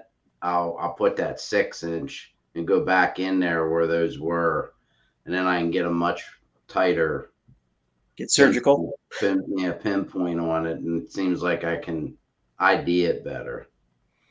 So Swifty Plug says, do you have a program that you use, or you just turn it on and go? So I'll let you go first, Swifty. Oh, That's a good question. It is. I didn't update my Knox like a lot of people did. I thought I did, but I guess I didn't do something correctly, so I never updated my Knox. But I generally I hunt on field 2 and at 15 kilohertz. And when I go into place, that's generally what I use, and I'll hunt it to death.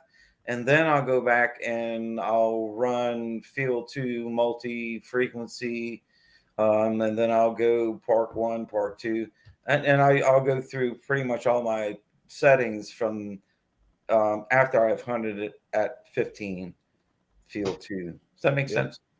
Yep. And most times, I have to say, I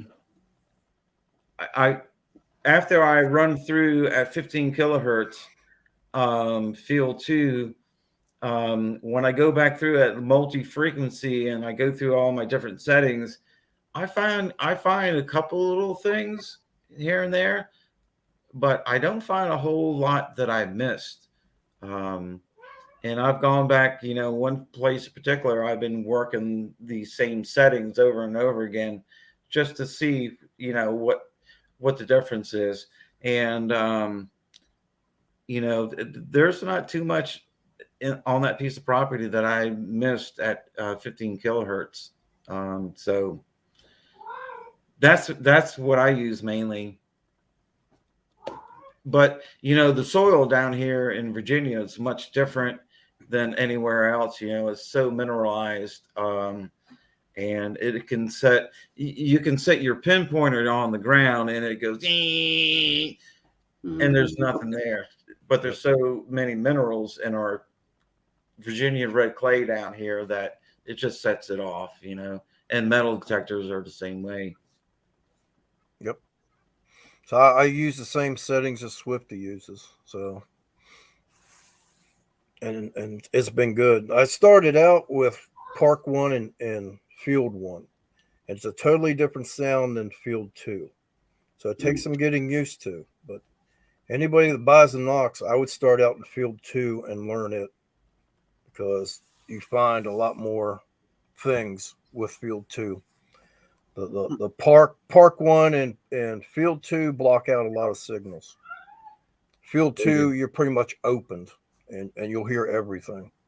Yeah. Where the 15 kilohertz comes in handy is it will mask certain items like smaller nails and things. Mm-hmm. So, yeah, it blocks a lot of the small iron signals out of the way. And it will pluck out the stuff right beside it, So but there's been times where, there's two, going back to the half dime again, there was a 4-inch difference between irons, that little iron, tiny round thing, and that coin. So, it messed with the detector and this guy too. Totally got me. No plugs. We don't program our sounds. Whatever the sound is what we use. Yeah, I use 50 tones. Yep. I like that a lot. Yeah, I switch a lot back and forth, just depending on, if I think I'm finding, or I think I'm missing, I'll switch into different programs and see what it does, and then if I start finding things, then I'll stick with that. But and then a lot of times I'll factory program it back to factory before I even start, just in case I made a setting that was working at another site. Yeah. Now I'm coming in and then I'm like, what the heck's going on? Why did I have it set up like this? So, and I've even used the beach setting on the land because that's sometimes if there's like a ton of iron and I'm like in all metal and it's just like beep beep beep beep beep beep beep beep, beep and it's going crazy. Sometimes that beach setting quiets things down a bit, that you can get a little more sense of what's going on. But does it still give you the depth? I mean, I think, and then like I'll hit a place and then, maybe I'll come back to it again at a later time and I'll try a different setting. Cause I mean, some of those different settings are weighted, higher and lower in different parts.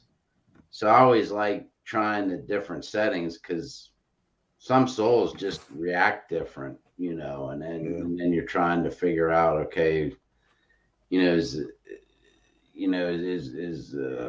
beach gonna work, or maybe park's gonna work better in this soil, and it all gets different. I mean, every hunt's a little bit different, but yeah.